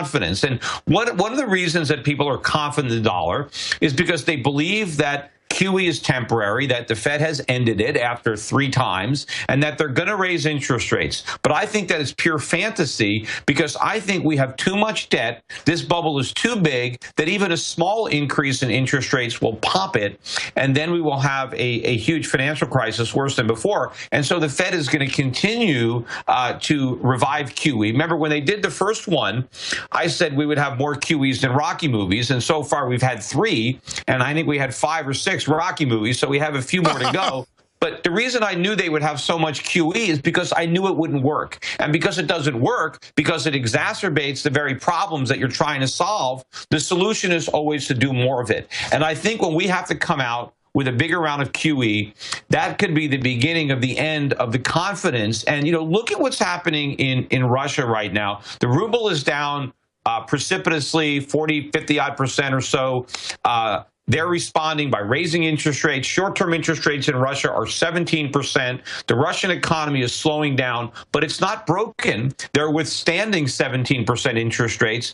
Imagine what's going to happen in America when there's a loss of confidence in the Fed and the dollar, and our currency starts to drop. What are we going to do to protect it? Can we raise interest rates to 17% like they're doing in Russia? Not a chance, because we have so much more debt than they do. We can't afford 17%. We can't afford 7%. I don't even think we can afford 1%. So we're really in a bind. When the dollar goes, there's no way to stop it from falling.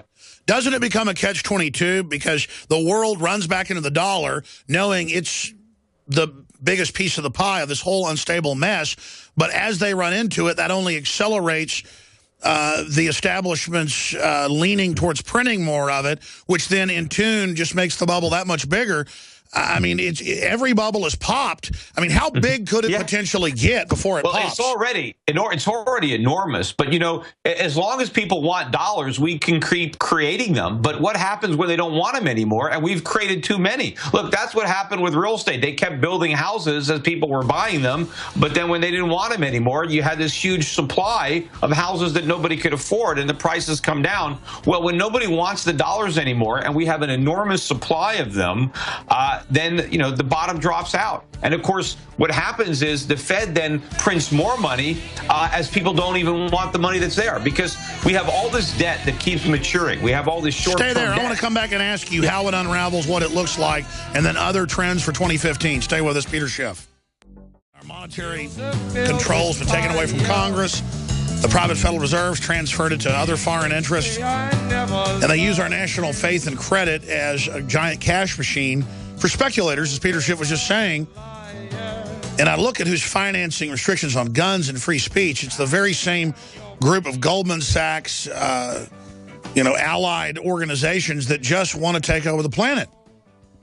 Then they scapegoat capitalism for their crony capitalist system that they've set up. It's just amazing.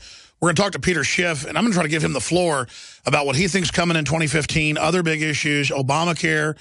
What is that going to do to the economy? People are scared to hire. They're cutting people back from full-time to part-time. Folks are seeing their payroll taxes go up. We'll talk about that with Peter Schiff from Europac.net. Doesn't need any introduction to this audience or pretty much any other audience. One of the most popular and accurate analysts out there. Before we go any further, though, we created InfoWarsLife.com to bring you the best missing link products that no one had developed or that we could develop better. Things like oxy powder that has time-release oxygen in the upper and lower intestine and well, you know, John Wayne, when he died, had like 45 pounds of unadjusted food in him. This blows all that out unlike anything you've seen. We have the Resolution Pack, the biggest discount ever on InfoWarsLife.com products. We're only running this for another week and a half. It is a bottle of Oxy Powder, Secret 12, proprietary vitamin B12, and Super Male or Super Female Vitality to help supercharge you in your weight loss and exercise this year. Believe me, this stuff works together in synergy. InfoWarsLife.com or 888-253-3139. And your purchase does help fund our media operation. We don't get stimulus money like MSNBC or $450 million like NPR to put out all their propaganda. We simply sell high-quality nutraceuticals at InfoWarsLife.com. InfoWarsStore.com has all of the Made in America apparel lines, pro-Second Amendment books, films, high-quality water filtration systems, hundreds and hundreds of great products that I personally use, survival stoves, Made in America, pro-gun belt buckles, silver coins, the whole 9 yards. InfoWarsStore.com or 888-253-3139. And again, I want to thank you all in the new year for being patrons of InfoWarsStore.com and spreading the word about the broadcast. You are the power of this transmission. Okay, Peter, specifically other areas of the economy, Obamacare, what to look for next year, what you personally are telling all the folks whose wealth you manage. What are other big issues we face? And then finishing up, maybe now, specifically, what could trigger the dollar dying? What would it look like? What are some of the scenarios? How bad would it be? Would inflation suddenly just explode, or what would that look like? Well, I think I was talking about it a little bit before the break. But, you know, once it changes, it does change very rapidly, because when the confidence is lost in the currency, and we've been printing a lot of dollars because people have wanted dollars, but they wanted them because they didn't understand the fundamentals. When they figure it out, they're not going to want them anymore. Meanwhile, we have an enormous supply. We have all this debt outstanding, and the Federal Reserve has been buying a lot of it, but there has been private demand for that debt as well. But when that private demand is gone, the Federal Reserve is not going to start contracting the money supply. They're not going to start, reducing the amount of money out there because nobody wants dollars anymore. It's going to be the opposite. As people don't want to buy U.S. Treasuries or dollar-denominated mortgages, the Fed is just going to print even more money to buy the bonds that nobody wants. But now you're increasing the supply of dollars just as demand for those dollars is going up. And then the velocity really picks up because anybody who has a dollar wants to get rid of it as quickly as possible before it loses value, because nobody wants to be left holding the bag. So I think once it accelerates, it's not just like a snowball rolling down a hill where it just gets bigger gradually. All of a sudden, I think, you get a lot of snow very, very quickly and you can get crushed. So I think people have to prepare way in advance, before that snowball, becomes a boulder, while they can still do something about it. But there are a lot of warning signs. I mean, you look at the price of oil coming down, and we can all be happy. Hey, this is great. I can go and I can get some gasoline cheaper. But I think this is just an example of what's going to happen in asset markets without the help of the Fed. Because it's not just oil prices that were pushed up by cheap money. Stock prices, real estate prices, bond market. What's going to happen when all the markets look like the oil market? What's going to happen when they all come crashing down like they did in 2008? So, you can be happy now, but you have to understand the reason that oil prices are coming down is not good as far as what's going to happen to the economy in the short run. And it didn't stop the big drop in oil prices in 2008, didn't stop the Great Recession. It didn't stop the financial crisis. We still had it, even though we had the relief of cheaper gas. So I think without the Fed doing another round of QE, we're going to see that kind of carnage in these other asset markets. And, I think this whole recovery, because remember, the recovery that the Fed built is based on asset bubbles. That's the foundation of this financial recovery, is stock prices going up and real estate prices going up. But This is not benefiting the average American. The average American doesn't own stocks anymore. That's why CNBC's ratings just hit a new record low in 2014, despite the fact that the stock market is going up. And home ownership rates just hit a new 20-year low, despite the fact that real estate prices are going up, because the average American can't buy a house, even with the lowest mortgage rates ever and 3% down payments. They're still too broke. And so most Americans now, or more Americans, are renting. And so the wealth is only being distributed to a very small fraction of the population. What concerns me most, Peter, is that now we see the paramilitary armored vehicles, the training, the riot training, proliferating everywhere. And it was easy for me to say 6, 7 years ago, this is in preparation for economic collapse.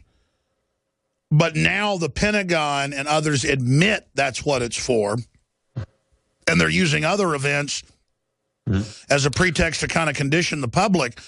But when the government itself is hardening its facilities and storing food and weapons and saying, well, we're afraid of economic disasters, that shows that they understand they're not in control of this. And if other governments in history didn't have the computers to manipulate things, maybe I'm wrong. Maybe they can keep the bubble going forever, but that itself is unnatural. I mean, what goes up must come down, especially when it's not based on reality. And you've got China with its issues, its growth not as big as they thought. You've got Russia. You've got Japan with all its problems. It just seems like the United States, even though we have the world reserve currency, can't be isolated forever.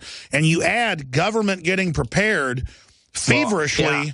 And I think because the dollar is the world's reserve currency, we've been spared from suffering the full consequences of our own profligacy, and that's what can't go on forever. And I think one of the burdens that the global economy is bearing right now is supporting the United States.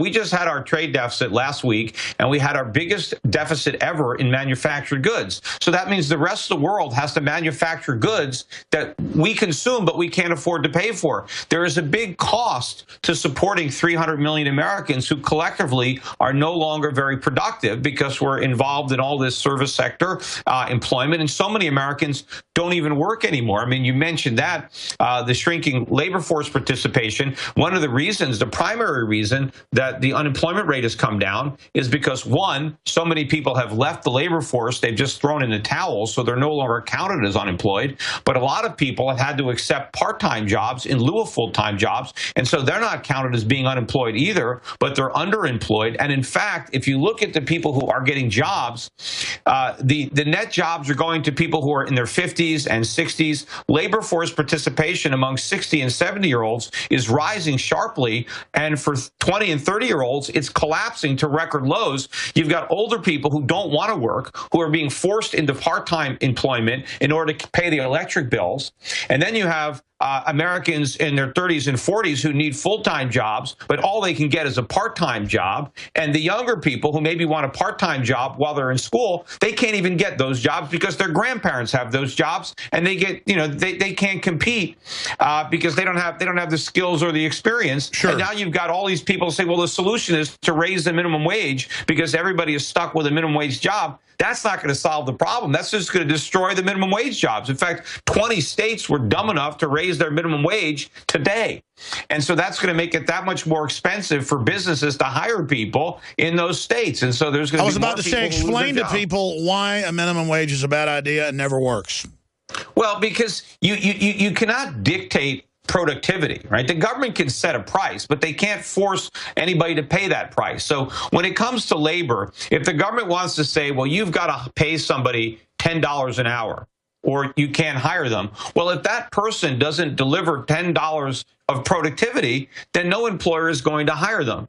And so what you do is you make it illegal for significant percentages of the population to get jobs. And the people who are most affected are younger, low-skilled workers who desperately need a job. they need a job and work experience more than they need the money. Because if they can get their foot in the door and actually learn something on the job, then years later they could make many times the minimum wage. But if you knock the bottom rung off of the job ladder, then millions of people never climb on. So it's not the entrepreneur or the business owner that suffers. It's the guy who doesn't get a job, who doesn't get a career. And of course, all consumers suffer because they end up paying higher prices for the goods that they buy. There are, this is one of the dumbest things you could do, and it's one of the simplest things that you can even explain, because it's just basic supply and demand. Everybody knows if you make something more expensive, as the price goes up, the demand goes down. So if you make hiring people more expensive, then fewer people will get hired. I mean, that's basic economics, and you can't get around that any more than you can get around the laws of gravity. Well, that takes me to my next point. Your dad, best-selling author, writing about the Federal Reserve,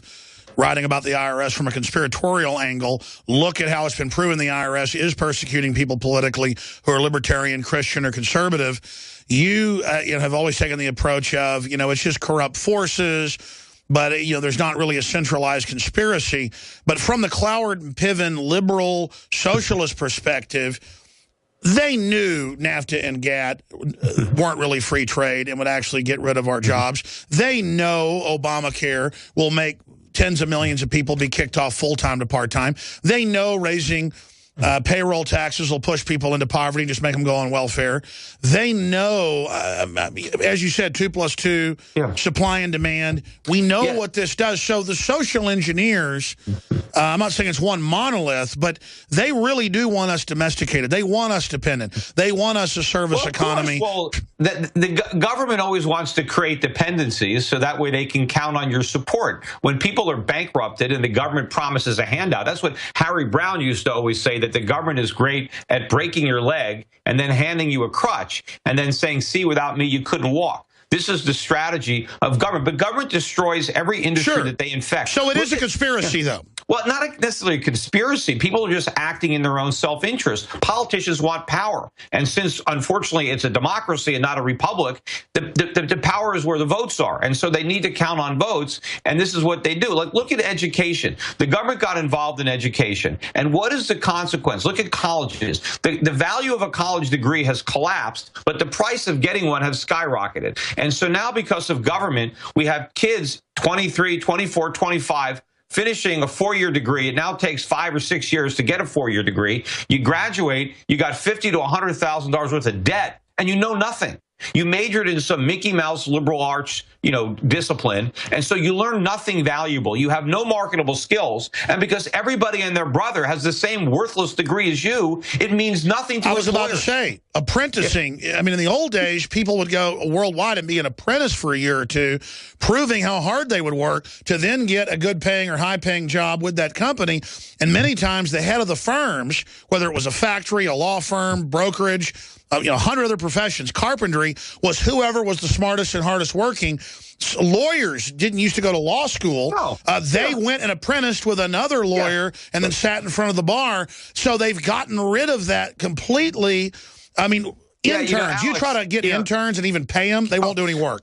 Carnegie, Mellon, Rockefeller, billionaires never went to college, never went to high school. Some didn't even graduate elementary school. It used to be very rare in America to go to college. If you wanted to be a doctor, maybe you go to college, but most people didn't go to college, and they were able to be very successful, whether they had a blue-collar career or ended up being the head of a Fortune 500 company, working their way from the mailroom to the boardroom. They didn't start in the mailroom with a college degree. They just worked hard, and they worked out of that mailroom. But now you can't even get into the mailroom probably without a college degree, and even then it's probably hard.